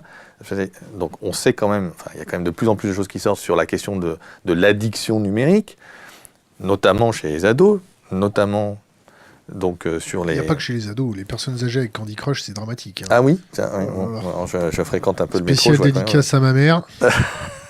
Bon, voilà, alors, donc effectivement, l'addiction peut être sur les réseaux sociaux, peut être sur les jeux, etc. Bon, ça dépend sans doute des âges et des genres. Mais du coup, qu'est-ce qu'elle fait l'école numérique? Qu'est-ce qu'elle dit aux parents? En fait, elle dit aux parents, le numérique c'est bien, la tablette c'est bien, l'ordinateur c'est bien. Parce que, voilà, il y a pas... Parce qu'on en fait à l'école. Et ce qu'on fait à l'école, c'est bien. Moi, si L'intelligence artificielle, c'est bien. L'intelligence artificielle, c'est bien. Le deep learning, tu vois, je vais réussir, je vais devenir un pro en orthographe parce que je vais avoir un logiciel apprenant qui va me dire, attention Philippe, la semaine dernière, tu avais déjà oublié un S, il me semble, à ton imparfait du subjonctif. Fais attention. Voilà, donc... Bon, je pense qu'on est un peu dans ce délire-là. Et puis, donc, on n'avertit pas les parents, du coup, du risque numérique, du fait que l'usage du numérique, comme tout le reste, devrait être modéré, réfléchi, etc., et contrôlé à certains âges, c'est-à-dire pas d'écran dans sa chambre, etc. Bon. Et en plus, elle oblige les enfants à se connecter après l'école. Puisque je dois aller sur le cahier texte numérique, je dois aller faire des recherches, je dois apprendre à faire des PowerPoint. Mon fils, il passe plus de temps à apprendre comment on fait un PowerPoint qu'à savoir ce qu'il met dedans. Il a 11 ans. On lui passe le bonjour. Et ben voilà, question d'Internet. Comment vous voyez le monde à moyen terme? L'avènement des low-tech arrivera avant ou après l'effondrement? Alors, il est sans doute sûr d'arriver après. Si effondrement il y a, on fera sans doute un peu plus low-tech qu'avant, parce qu'il y a des choses qui seront peut-être plus compliquées. Il y a des choses qui réclament une organisation sociétale complexe. C'est d'ailleurs ça qui disqualifie un peu les horribles films ou séries un peu dystopiques là, sur, je sais pas, alors je suis pas capable de retrouver les noms parce que je suis pas forcément un grand fan. Mais non, alors c'est pas ça que je pensais, parce que c'est un film où il y a une espèce d'humanité très riche qui s'est réfugiée. Equilibrium. Voilà. Non, pas Equilibrium. Elysium. Elysium, voilà. Alors donc il y a des riches qui sont dans le truc, et puis en bas il y a les prolétaires, je sais pas quoi. Ça c'est pas possible en fait. C'est pas déjà le cas, non? On peut pas être riche dans un... Non, parce que... C'est pas déjà le cas, la médecine à 3 vitesses en France? Oui, mais en fait, il faut il faut qu'elle soit justement à plusieurs vitesses, et il faut qu'il y ait toute une pyramide sociale, parce qu'il faut aussi...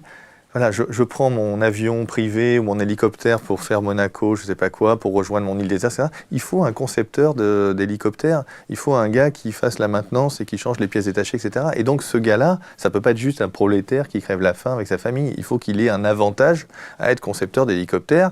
Et le gars qui est technicien, lui aussi, et ces gens-là, ils ont des rêves pour leurs enfants, ils espèrent qu'ils gagneront plus d'argent, qu'ils vivront mieux, que sais-je. Et donc il faut... Pour être riche, malheureusement, il faut avoir pour être riche dans un monde hyper technologique, il faut des pauvres, mais il faut toute l'échelle intermédiaire avec des gens qui sont moins pauvres que d'autres et qui ont un peu la trouille de redescendre, la trouille eux-mêmes ou la trouille pour leurs enfants, etc. Et donc, c'est un peu ce que... moi, j'aime bien le bouquin de Kempf sur comment les riches détruisent la planète, avec cette réinterprétation, cette réactualisation de Thorstein Veblen, avec toute cette question de la consommation ostentatoire des classes supérieures, et qui ensuite ruisselle. Là, pour le coup, on sait que ça ruisselle pour de vrai, c'est pas forcément comme le ruissellement économique, mais les tentations, elles ruissellent, et je fantasme, moi, sur la voiture un petit peu plus grosse de mon voisin de pavillon, ou je fantasme sur les dernières vacances aux Maldives de mon collègue de bureau.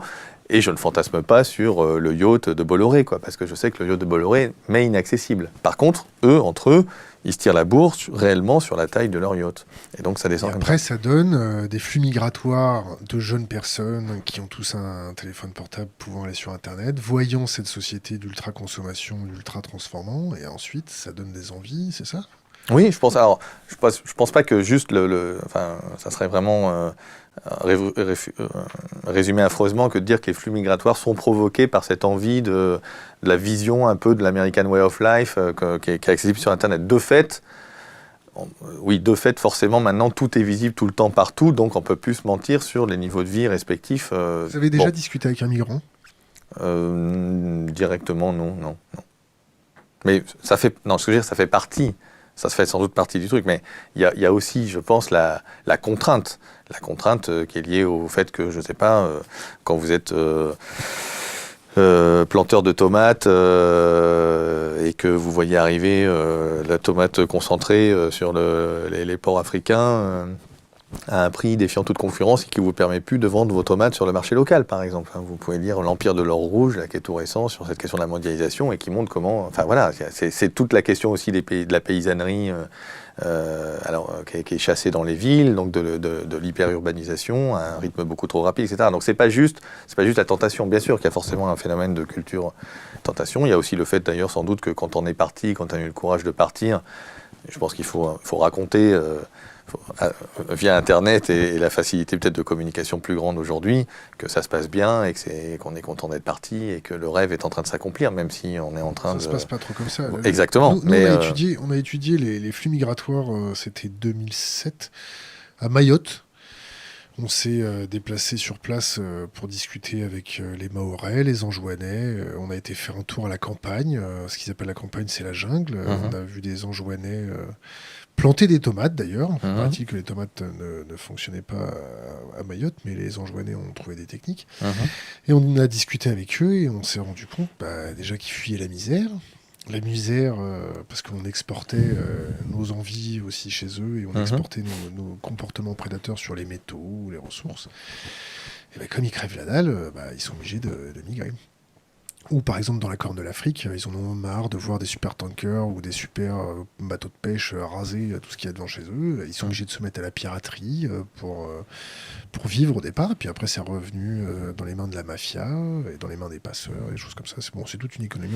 Oui, non, mais même sans aller dans ces exemples-là, qui sont effectivement réels, et je ne les conteste pas du tout, mais même si on parle juste de classe moyenne émergente, par exemple, comme en Inde, enfin voilà, la civilisation de la voiture, l'attrait de la voiture en Inde, en Chine, voilà, on n'a aucune crédibilité aujourd'hui en tant que citoyen des pays de l'OCDE avec 2 voitures par foyer ou un peu plus. Pour donner des leçons. Pour donner des leçons et dire, attendez, non, là c'est compliqué, vous êtes un peu nombreux, donc la voiture va falloir vous calmer. Surtout qu'en plus, pour le coup, on a nos grandes sociétés... multinationales qui, elles, sont ravies de pouvoir élargir leur marché. Donc, effectivement, soit on est capable, à un moment ou à un autre, d'enclencher, au moins d'enclencher, pour ne pas dire y arriver au bout de quelques décennies. Donc une transition. Une transition vers une solution où on serait tous à vélo, peu ou prou, si on accepte quelques ambulances et je ne sais pas quoi, et puis les véhicules de police sûrement. Non, c'est pour vous provoquer. Ceux avec les canons qui lancent... Ouais, génial, avec les chenilles et tout ça, voilà. Tout. Non, mais D'accord. c'est la blague Celui qui de dit, que le Hambourg. dernier, qui dit que le dernier baril de pétrole sera consommé dans un F-14 ou un F-16 américain. Ou dans un camion de flic. Voilà. Mais donc, soit on est capable d'enclencher une transition en disant, effectivement, on va sortir, on sort de la civilisation de la voiture, parce que c'est pas possible de transporter, d'utiliser une tonne 5 de matières premières pour transporter 80 kilos, ou un peu plus s'il y a du covoiturage. Et ça nous rend plus heureux au sens large, y compris économiquement. Il faut donc se poser cette question d'un système, c'est quoi le système économique dans lequel il n'y a pas tout ça? Et que ça leur donne envie d'essayer plutôt cette solution-là. Et sinon, c'est pas la peine d'y aller. On se tape un effondrement, c'est ça? Hein? Soit on continue de se tabasser pour aller chercher les ressources, pour aller conquérir des marchés, et pour continuer ce phénomène de guerre économique, cher à Robert Guillaumeau. Soit on n'y arrive pas, c'est ça?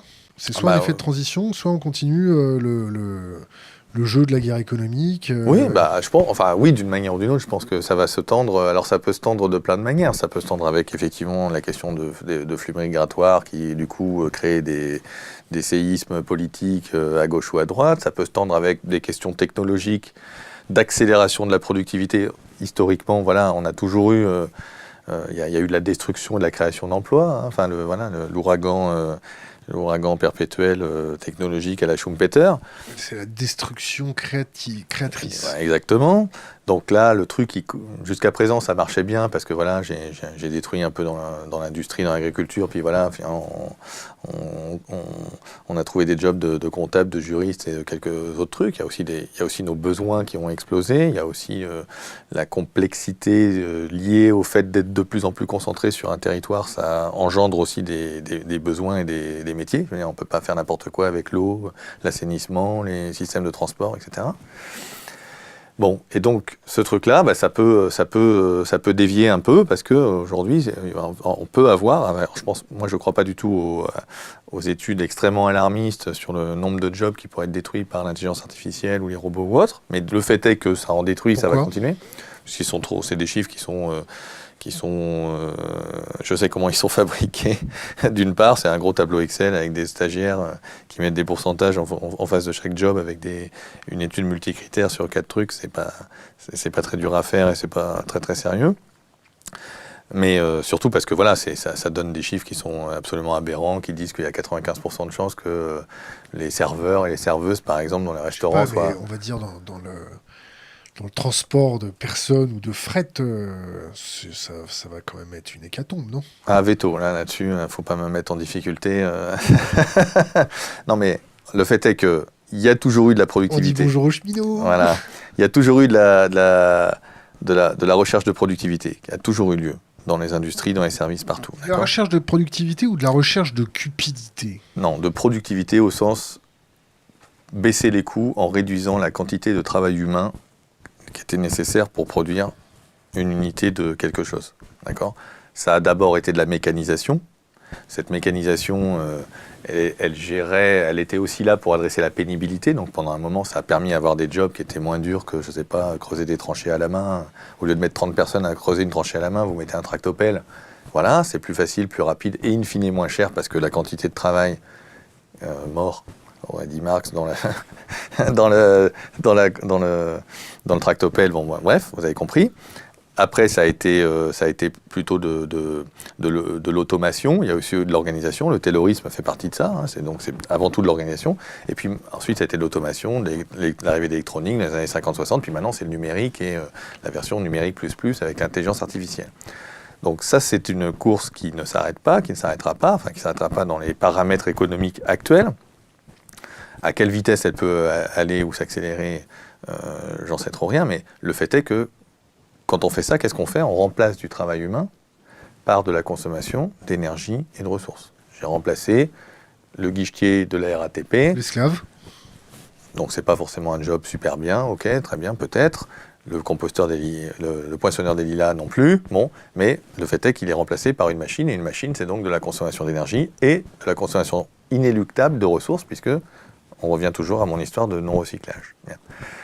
Donc ce truc-là continue, et on continue, dans les paramètres économiques qu'on a aujourd'hui, on continue à faire de la recherche de productivité. Il y a deux moyens de détruire de l'emploi, c'est délocaliser, j'entends localement, c'est délocaliser, ça s'est passé, etc. Il y a des choses qui se délocalisent moins bien que d'autres, mais... Et puis il y a la productivité. Et en face de ça, on espère qu'il y a de la création, de trucs. Est-ce que demain, on va tous se retrouver data miners, concepteurs de drones, enfin pilotes de drones et concepteurs de robots? J'ai du mal à... Pilote de drones. Ça n'existera plus, mon cher. Ouais, en plus, non mais c'est ça qui est génial, c'est qu'en plus les prospectivistes se perdent dans leur propre prospective trop vite, parce que le truc, voilà, ça me fait penser, il y avait un gars en Angleterre là tout récemment qui avait dit on va vivre 100 ans puis on aura plein de jobs différents, dont conducteur de Uber, et il s'était fait bâcher parce qu'évidemment le mec avait dit bon, dans 100 ans t'es gentil, ça sera des voitures autonomes et il n'y aura plus de conducteurs pour Uber, quoi. Bon. Donc il y a de la destruction d'emplois. Si cette destruction d'emplois est pas remplacée par de la création d'emplois, si c'est les cols blancs, c'est-à-dire les gars qui bossent aujourd'hui dans les agences bancaires, qu'on ferme tranquillement à bas bruit, etc. C'est pas les cols blancs, ça, non? Ouais, les agences bancaires. L'agence bancaire. Oui, c'est du col bleu blanchi. Enfin bon, non, mais si, quand même un peu. Il y a tous les niveaux jusqu'au directeur de l'agence. Enfin voilà, on pourrait dire oui, d'accord. Bon, c'est pas du banquier, ça, c'est du commerçant. Bon, voilà. Bon. Ça va sauter, ça. Bah, tout ça, c'est en train de sauter déjà. Et la puis Société Générale, elle licencie combien de personnes cette année là? Beaucoup, je crois. Elle ferme combien d'agences? Beaucoup. Hein. Oui. De toute façon, c'est les filiales, et les banques en ligne sont les filiales des banques traditionnelles, donc pour la plupart. Donc est-ce que là, ça va créer... voilà, on sait où malheureusement les ouvriers employés votent pour des raisons diverses et variées, mais qu'on arrive quand même à approcher et à comprendre, quand on n'est pas juste à regarder le TF1 et je sais pas quoi. Et ben, quand ça va un petit peu continuer à monter, voilà, là aussi, il peut y avoir une instabilité politique assez désagréable, quoi. Voilà, donc, désagréable pour qui? Pas désagréable pour tout le monde, parce que bon, voilà, je veux dire, si on voit revenir un autoritarisme plus important, alors il sera peut-être un peu teinté de vert d'ailleurs, parce que justement il y aura aussi de l'autoritarisme sur la vitesse des voitures, et ils auront Est-ce que l'autoritarisme ne sera pas réclamé? Ah aussi, moi je pense qu'il sera réclamé, bien sûr, mais il est déjà réclamé, enfin, je veux dire, face au terrorisme, etc. Enfin, on voit bien que les gens sont prêts à se réfugier assez vite sur la question de, je sais pas, des données personnelles, etc. Il n'y a aucun problème. Enfin, d'ailleurs, voilà, si j'ai rien à cacher, donc voilà, prenez mes données. Enfin, et je préfère ça que de me faire flinguer à la terrasse d'un café. Donc, je pense qu'effectivement, vous avez plus de chances de vous faire foudroyer que vous de faire. Oui, non, j'entends bien. Non, mais je disais je personnalisais, j'aurais pas dû, parce qu'après c'est pris. Il y a des petits bouts qui sont pris. Ouais, non, pas du tout. J'ai pas du tout d'inquiétude sur la terrasse de café. Je peste juste quand elles sont chauffées. Voilà. Mais donc voilà. Donc c'est sûr que effectivement, j'ai peur que ça grince un peu. Et en fait, cette question de l'emploi, c'est ça qui est important. Enfin, on voit bien d'ailleurs que l'écologie passera jamais au premier plan. C'est la première question, c'est la question économique de l'emploi et mes enfants. Est-ce que je peux me loger, etc. Donc, alors l'emploi, la croissance, c'est l'emploi. Hein, donc ça, on nous le répète depuis assez longtemps, depuis qu'on est petit. Et puis voilà. Alors la croissance, c'est l'emploi, donc il faut faire de la croissance. Bon, donc la croissance, si elle n'est pas aujourd'hui suffisamment écologique, on fait la croissance verte. Hop, retour sur le début de notre discussion. Bien. Alors, la croissance, est-ce qu'elle reviendra? Qu'est-ce que c'est que la croissance? Quand elle revient, est-ce qu'on la compte correctement? Ça renvoie à plein de débats que vous avez sans doute déjà eu et vu. Mais bon, voilà, si j'ai l'immobilier qui prend 10%, eh ben la partie de la valeur ajoutée, et donc ce qui est compté dans le PIB des agences immobilières qui prennent un pourcentage de la valeur du bien, ça fait monter le PIB sans qu'il soit passé grand-chose. Donc il y a déjà tout un aspect un peu virtuel dans tout ça. Et puis après, il y a effectivement le fait qu'on voit bien qu'on ne reviendra pas sur des taux de croissance comparables aux 30 glorieuses, donc qui permettent un retour au plein emploi. Bien. D'ailleurs, cette croissance, il n'est pas souhaitable qu'elle revienne d'un point de vue environnemental, puisqu'on ne sait pas faire un découplage les économies, entre de la consommation d'énergie, de ressources, les émissions de gaz à effet de serre et le PIB. Donc, on sait faire ce que les économistes appellent un découplage relatif. Il y a une courbe qui monte et puis l'autre se met à monter péniblement un peu moins vite. Donc voilà. Mais je ne sais pas faire ça. Je ne sais pas faire monter le PIB et faire diviser les émissions de CO2, etc. par 4. Vous n'allez pas savoir payer les retraites? Ah bah bien sûr, tout ça explose. C'est comme les retraites, c'est la même chose que les centrales nucléaires. Enfin, c'est du droit de tirage. C'est pour ça d'ailleurs qu'il y a la notion de retraite par capitalisation ou par répartition, c'est exactement la même. Hein. D'accord. C'est-à-dire que c'est au moment. La seule différence, c'est qu'en fait, je peux capitaliser à l'extérieur de la zone. Voilà. Donc, je peux exploiter les pays. Ouais, ou m'enfuir si mon État ferme. Voilà. C'est ça, effectivement, la différence. Mais sinon, in fine, il faut toujours des gens. Il faut que je convertisse mon argent en dotation réelle, c'est-à-dire en travail humain, de gens qui ont fait pousser des tomates, celui qui va me changer ma couche, etc. Je vous coupe une seconde, une question d'Internet. Pour Philippe Biwix, la solution face au mensonge de la croissance verte, virgule, c'est la décroissance. Ou on s'arrête maintenant et on stabilise notre confort technologique? Point d'interrogation. Alors ça, ça doit être Stuart Mill, non? Au 19e siècle, c'était l'État stationnaire. Alors lui, c'est un des rares économistes du 19e siècle qui disait il ne faut pas forcément faire de la croissance, ça nous mènera forcément dans le mur, mais il faut faire un État stationnaire. Alors non, l'État stationnaire ne fonctionne pas. Si on ne cadre pas le taux démographique, c'est ça? Ah non, indépendamment même de la démographie. C'est-à-dire si je prends juste une population, je ne touche pas à la population, et je reste, et je partage pas, je reste avec les inégalités, etc., et je reste avec ce que j'ai aujourd'hui, je me crache quand même, puisque de toute manière, j'ai une consommation inéluctable de ressources non renouvelables d'un stock fini. Donc je finis par tomber. Je tombe juste plus ou moins vite. Quand je fais de la croissance, je me rapproche éventuellement d'une échéance, où qu'elle soit. Et si je suis plus vertueux écologiquement, si tant est qu'il n'y ait pas d'effet rebond, et que je fais plus de recyclage, que je fais de la décroissance, etc., je recule. C'est tout. Reculer ou juste ralentir? Enfin, je m'éloigne d'un éventuel problème. Voilà. Mais tout ça est un peu virtuel, parce qu'à côté de ça se présentent d'autres aspects que les ressources. C'est-à-dire la question de la capacité de la planète à réguler son climat, la question de la biodiversité, la question des pollutions globales, que ce soit ce qu'on trouve dans le foie des morses ou les microparticules de plastique. Oui, le mien aussi, voilà, mais bon, moi c'est moins grave que le morse, peut-être, je sais pas. Enfin voilà, ce qui s'accumule dans les chaînes alimentaires, etc. Voilà. Donc non, la solution, en fait, n'a pas été designée. Personne n'a designé d'un point de vue technologique ce que pourrait être effectivement un monde durable, mais durable sur quelle échelle? On veut durer quoi, 1000 ans? On veut durer 10 000? On veut durer 500? Ou on veut durer 30 déjà? C'est ça aussi la question. Moi, je me suis projeté plutôt dans si on voulait déjà durer quelques centaines ou quelques milliers d'années, quoi, en me disant, parce que comme ça, je m'extrais du débat à 30 ans. Savoir s'il y a assez de lithium là pour déployer 1 million, 10 millions ou 100 millions de véhicules. Bon, c'est pas très très grave, parce que je me mettrais sur les 100 millions des 10 ans suivants, et des 10 ans suivants, et des 10 ans suivants, et très vite, j'ai un problème. C'est ça qui disqualifie le nucléaire, par exemple. Je peux pas faire, même si j'ai la génération 4, même si j'ai les surgénérateurs qui mangent l'uranium 238 et que j'ai 4000 ans de réserve d'uranium, je sais pas quoi, eh ben, il faut construire une centrale tous les 100 ans, quoi. Et malheureusement, avec un circuit primaire de centrale nucléaire, on fait pas des boîtes de conserve, croyez-moi. Il faut les laisser bien, comme on a dit tout à l'heure. Donc je vais faire quoi, 40 fois Flamanville tous les siècles pour tenir 4000 ans? C'est ridicule. Voilà, donc il faut décroître. Après, à quelle vitesse, je ne sais pas. Ce que je sais, c'est qu'on en a tellement sous le pied, c'est ça la question de la sobriété, etc., ou dans l'éco-conception. Enfin, sur l'aspect du numérique, par exemple. Alors, le numérique, je suis d'accord que, voilà, il y a des choses formidables, on en a parlé tout à l'heure, il y a des choses formidablement horribles, on en a parlé aussi un peu. Et bon, ok, il y a un côté un peu bien commun de l'humanité sur le chercheur qui arrive à échanger des informations géniales entre l'Australie et son collègue écossais, sur la connaissance, l'accès à la connaissance. Bon, ok. Si on veut essayer... Comment on fait pour faire des low-tech dans les high-tech? Comment on garde ça? Est-ce qu'on peut garder ça? J'en sais rien. À un moment, mon condensateur au tantal, il va toujours finir par péter, et puis il faudra que je le change avec un autre condensateur au tantal. Sauf que, si on regarde bien la gabegie hallucinante dans le numérique, je suis à peu près certain qu'on pourrait réduire d'un facteur 100, je vais être gentil, allez, 20 à 50, l'impact écologique du numérique actuel, tout en gardant 98% des fonctionnalités vraiment intéressantes. C'est-à-dire, si je me mets à faire beaucoup moins de vidéos, ou plutôt... De meilleure qualité. De meilleure qualité. Non mais, Wikipédia, tout Wikipédia en anglais, ça tient sur 2 CD.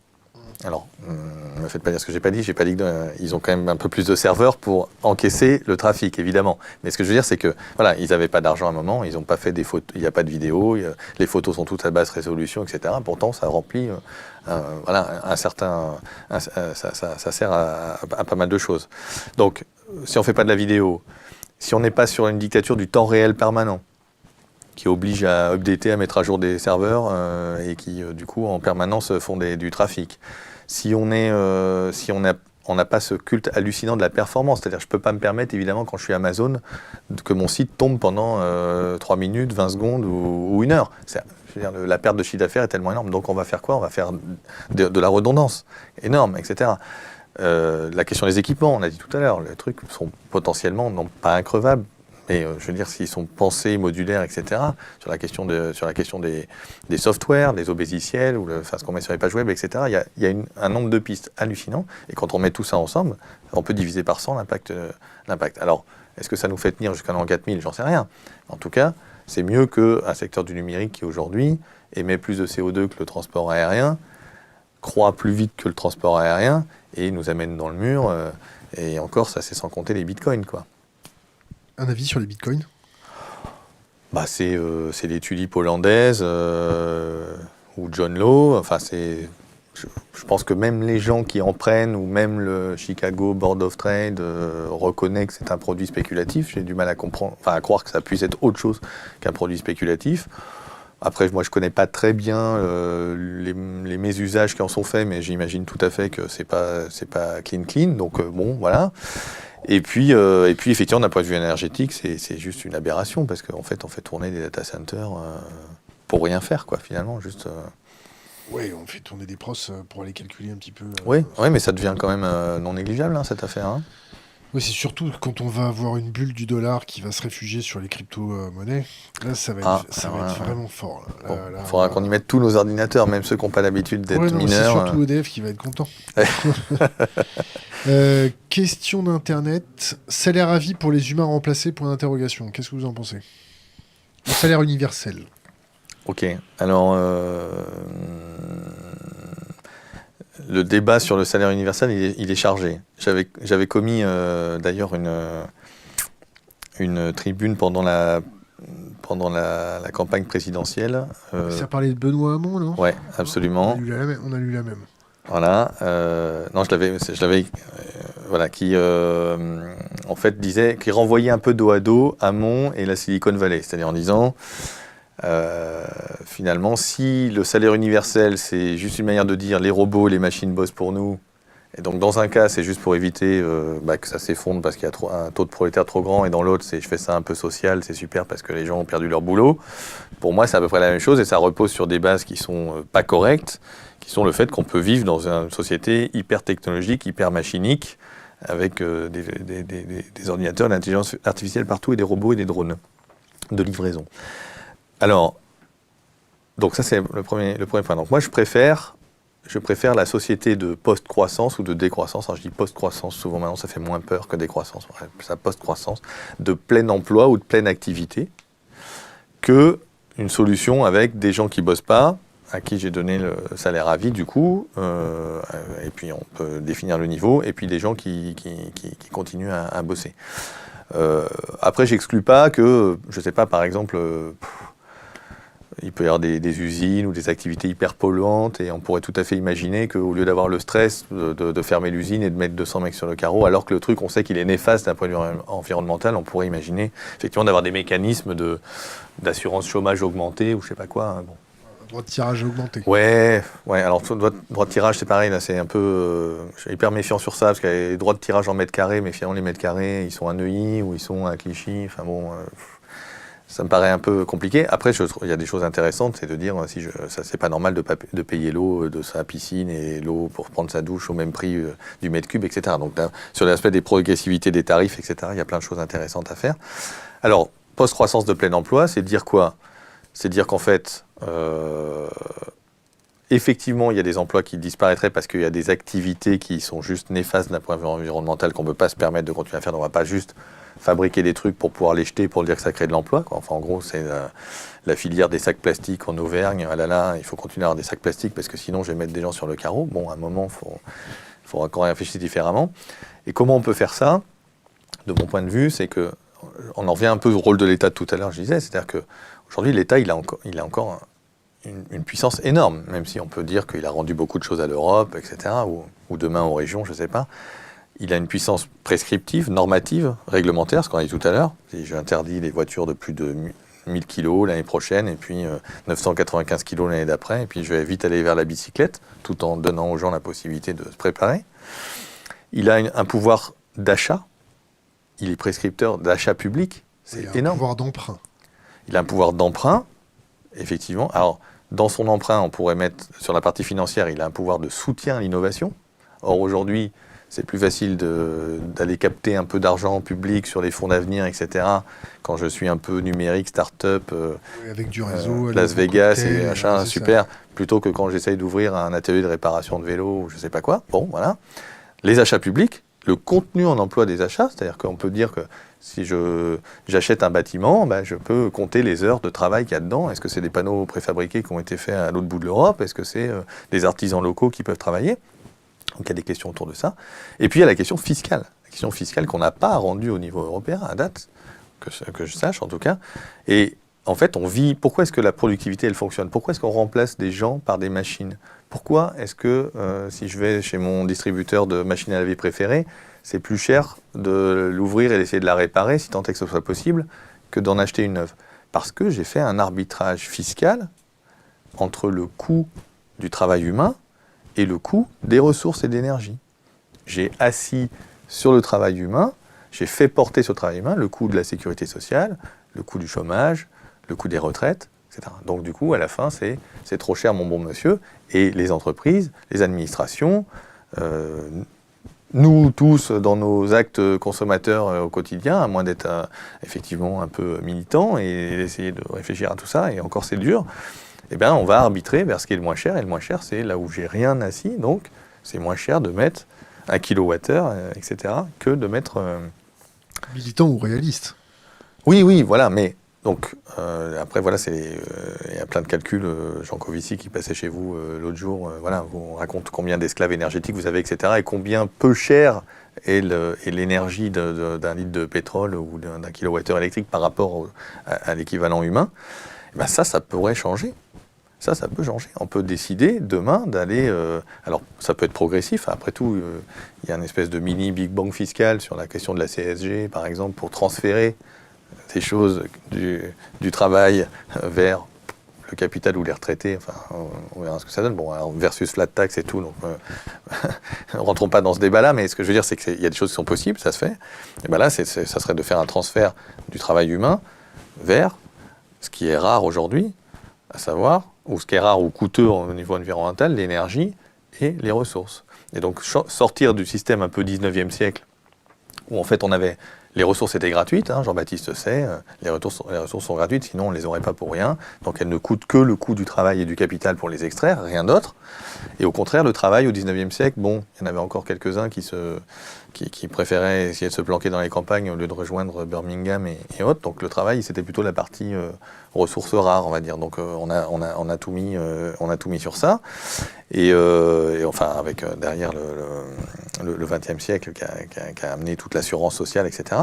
Et aujourd'hui, c'est le contraire. On a trop de travail humain, d'une manière ou d'une autre, alors chômage, temps partiel subi, etc. Et on a un problème sur les ressources et l'énergie. Donc il faut changer le truc. Donc ça serait, en faisant ça, mécaniquement, si je puis dire, j'arbitre, et il y a des choses qui vont redevenir intéressantes. Il y a des choses qui redeviendront plus locales, ça coûtera moins cher de faire les choses localement. Et donc ça permet d'aller vers un système économique qui serait où la part de travail humain remonterait. Alors il ne s'agit pas de revenir au rouet de Gandhi, il ne s'agit pas de se remettre à 30 à creuser la tranchée au lieu d'avoir son tractopelle. Donc ce n'est pas une remise en question de la pénibilité, mais il y a une foultitude d'emplois de proximité qui ont disparu, enfin je ne sais pas, des choses qui sont fabriquées à l'autre bout de la Terre grâce à la conteneurisation. Je vous ouvre une parenthèse, question d'Internet. Concrètement, la post-croissance, c'est quoi? Les pulls en hiver, plus de Facebook, le vélo? Ouais, c'est pas mal, ouais. Plus de Facebook? Plus de Facebook avec vidéo, ouais, déjà. Il va y avoir des zombies, hein. Parce que le sevrage de Facebook, c'est difficile, hein. Alors on peut commencer par le... Oui, on peut commencer par le... Enfin, un programme de post-croissance, je suis pas sûr qu'il faut commencer par arracher le smartphone à tout le monde, parce qu'effectivement, là, on sent bien que dans un univers démocratique, ça va pas tenir très très très longtemps.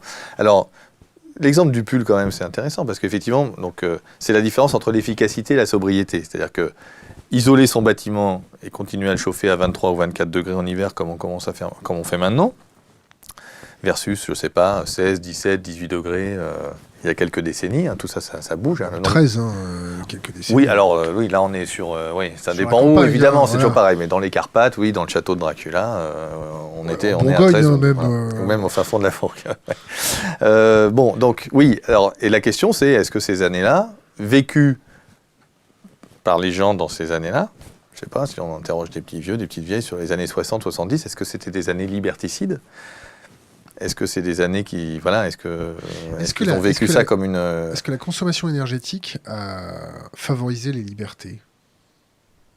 Bon, la réponse est oui, hein. Bah oui, bien sûr. Elle a favorisé la Donc liberté de déplacement. L'État a-t-il le moyen de légiférer face au mouvement économique? Alors, je vais remplacer mouvement par marché. Bah alors, moi, j'aurais tendance à dire que ça dépend un peu de la nature des activités économiques. Si c'est une activité économique qui peut bouger, c'est-à-dire je fabrique des voitures, par exemple, je sais pas. Bon, il y a la menace immédiate à l'emploi. Enfin, c'est d'ailleurs tout le débat qu'il y a sur les taxes carbone, même au niveau européen d'ailleurs, c'est ça. Hein, c'est ah là là, est-ce que la chimie européenne va rester compétitive? Est-ce que voilà, si je renchéris le coût de l'énergie? Donc là, il y a un petit débat, à avoir, et je vais y revenir tout de suite. Si c'est des activités locales non délocalisables, McDonald's, je fais ce que je veux avec McDonald's. Il va pas me livrer les hamburgers par drone à partir de l'Espagne ou de l'Italie si j'ai décidé de lui interdire, je sais pas, les emballages jetables, par exemple. Il va bien falloir qu'il se débrouille s'il veut continuer à faire son chiffre d'affaires. Donc j'ai un moyen théorique, au moins, de coercition.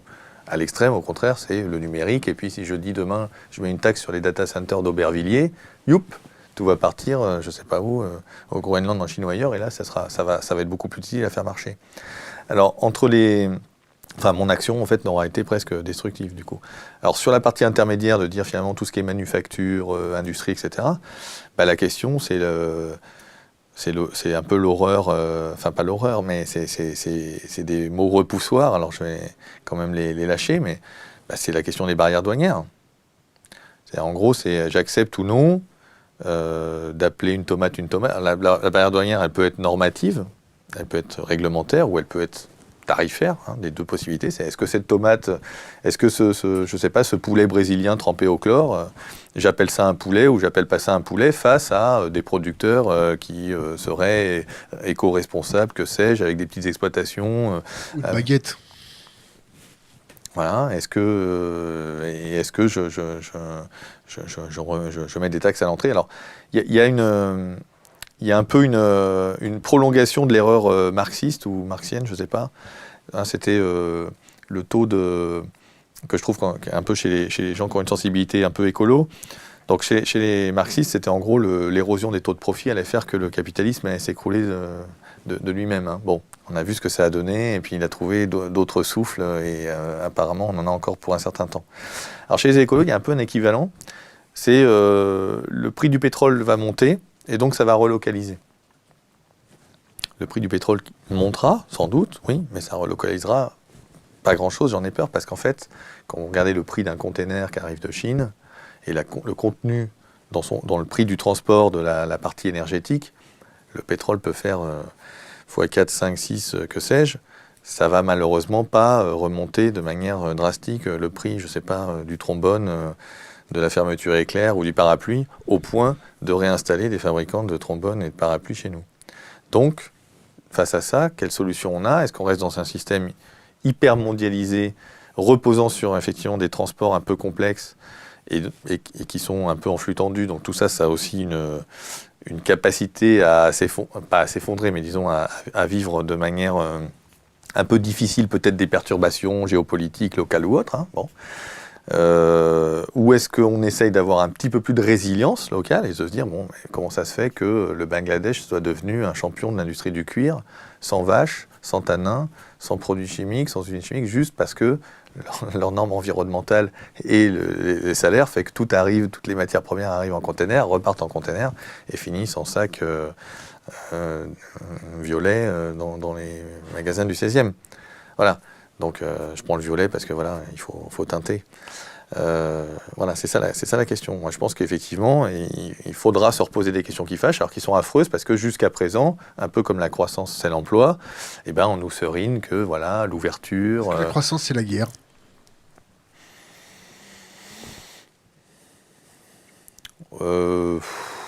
J'en sais rien. Guerre globale, pas forcément. Guerre locale, un peu à gauche, à droite, peut-être. On va dire que la guerre, c'est pratique pour la croissance. On va plutôt dire ça comme ça. Est-ce que le fait de chercher forcément la croissance engendre la guerre? Je pense que celui qui recherche la croissance, par exemple, le politique qui me dit votez pour moi, je vais relancer la croissance, la guerre, ça l'arrange. Ah bah, je crois que nos ministres de la Défense ou de l'économie se gargarisent régulièrement du fait qu'on est passé 3e ou 4e ou 5e, selon les années, marchand d'armes, fort technologique, formidable, avec beaucoup d'emplois et de travail d'ingénieur et de technicien dedans. Donc le fait est que c'est pas un secret. Alors on peut dire je vends ces armes pour ne pas les utiliser, c'est juste les gens se protègent, le Qatar s'amuse.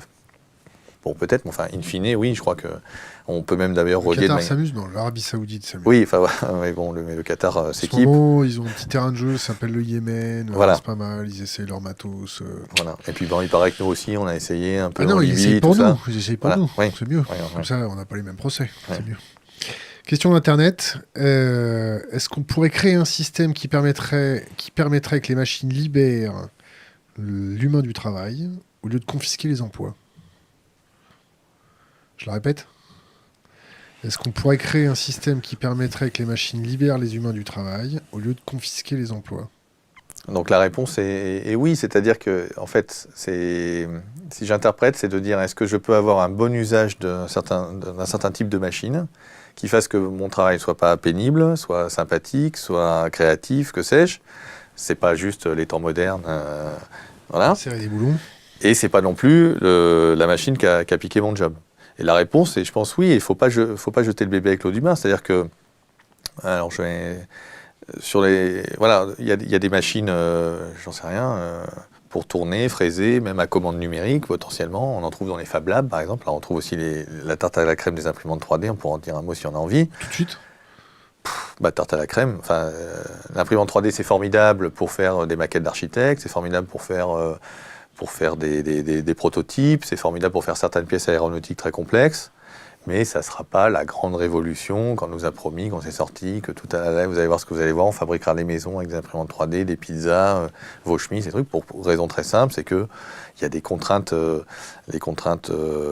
matérielles très simples derrière ça, à savoir, dans une imprimante 3D, il faut un truc qui fond et qui sèche, enfin qui fond et ou qui sèche. Bah non, on le fait dans le gel. Voilà. Mais il faut que ça sèche à un moment. Donc je peux pas broder une chemise en coton avec une imprimante 3D. Il faut que j'ai un petit Bangladeshi qui le fasse parce que c'est du coton et que le coton il va pas se. Ouais, bon. Alors à moins de mettre de la soie d'araignée, peut-être qu'il va sécher. Bon. Mais bon voilà. 2, ça fait du monomatériau ou du semi-multimatériau en faisant plusieurs couleurs, je sais pas quoi. Mais ça va pas monter un téléphone portable parce qu'il faut faire de la manufacture, donc il faut monter à la main, donc voilà, on ne peut pas faire n'importe quoi. Et donc voilà, une fois qu'on a dit ces deux trucs-là, il n'y a plus grand-chose qu'on peut fabriquer, à part... Si, on a fabriqué un flingue, nous. Oui, alors, parce que monomatériau en plusieurs pièces, après vous l'avez monté, ouais, ok. Ouais. Oui, parce qu'on est dans un polymère plastique, un polymère... polymère plastique, c'est chaud. Il faut plus taper avec un petit morceau d'aluminium, ça évite... Ah oui, alors là, sauf que ça, c'est la version... high-tech. Ouais, parce que c'est pas l'imprimante, c'est l'imprimante à plusieurs millions d'euros, c'est pas l'imprimante qui est à la poste. Oui, d'accord. On arrive à la fin de notre interview. On pourrait continuer pendant des heures à refaire le monde, du moins à pencher notre regard Ouais, mais sur- après, du coup, je vais finir par m'assécher. Ouais.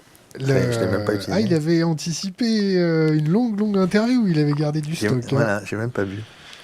On arrive à la fin de notre interview. Oui. Je vais demander juste à la communauté pour savoir s'ils ont encore des questions très pressantes à nous poser sur le Discord. Pendant qu'on discute, pendant qu'ils réfléchissent. La dernière question qu'on va vous poser, c'est laisser un conseil pour les jeunes générations. Donc, gardez ça dans un coin de votre tête pour la toute fin. Donc, dernière question, les gars. Économie basée sur les ressources, point d'interrogation, possible ou pas? Économie basée sur les Les ressources. ressources, est-ce qu'on peut baser une économie sur le savoir, sur l'échange, plutôt que sur les ressources? Oui, alors ça, c'est... La société à la Star Trek. Oui, ou à la Idriss Aberkan, Oui, Société d'ailleurs, de la Idriss, connaissance. Là, ouais. J'en profite pour passer un message. On a perdu Idriss Aberkan. La dernière fois qu'on l'a eu, il était en partance pour la Suisse. Et depuis, c'était à partir du 25 novembre, et depuis on n'a plus du tout de nouvelles. Il a disparu Bon, bah d'Internet, voilà, il n'a plus d'activité Twitter, il n'a plus d'activité dans la presse. Donc on demande à notre communauté d'aller lui passer le retrouver. bonjour pour nous. Bon, Désolé pour très cette bien. petite... Non, mais voilà, Alors, non, mais... économie basée sur les Donc ressources, la réponse est non. Enfin, ça veut rien dire. Pour moi, une fois qu'il faut manger, une fois qu'il faut s'habiller, une fois qu'il faut utiliser des objets du quotidien, même si on n'a pas de machine à laver, mais juste une casserole, que sais-je. Il faut emboutir, il faut réduire les oxydes de métal. Non, enfin c'est pour partie bien sûr. C'est-à-dire que on pourrait, revenons sur la société du plein emploi. Oui, je peux avoir une société du plein emploi où j'ai bien plus de gens qui sont dans le théâtre, dans la créativité, oui, on peut faire des choses comme ça. Et ça, on peut appeler ça la société de la connaissance. Donc, tout ce gâchis de millions d'heures, de millions de gens qui pourraient faire des choses formidables si peut-être ils avaient eu accès à une autre éducation, etc. Bah oui, ça pourrait être pour partie. On peut faire plein de choses localement plutôt que forcément prendre un avion et aller à l'autre bout de la planète. Oui, mais c'est pour partie. Ça vous parle sur Internet, il y a un truc... Pardon. Voilà, c'est ça. J'en profite. Le mouvement Zeitgeist, ça vous parle un petit peu? Non. Comment il s'appelle le vieux monsieur qui est mort il n'y a pas très longtemps là Tu me marques? Ça arrive tout. Bon. Renseignez-vous sur le mouvement Zeitgeist.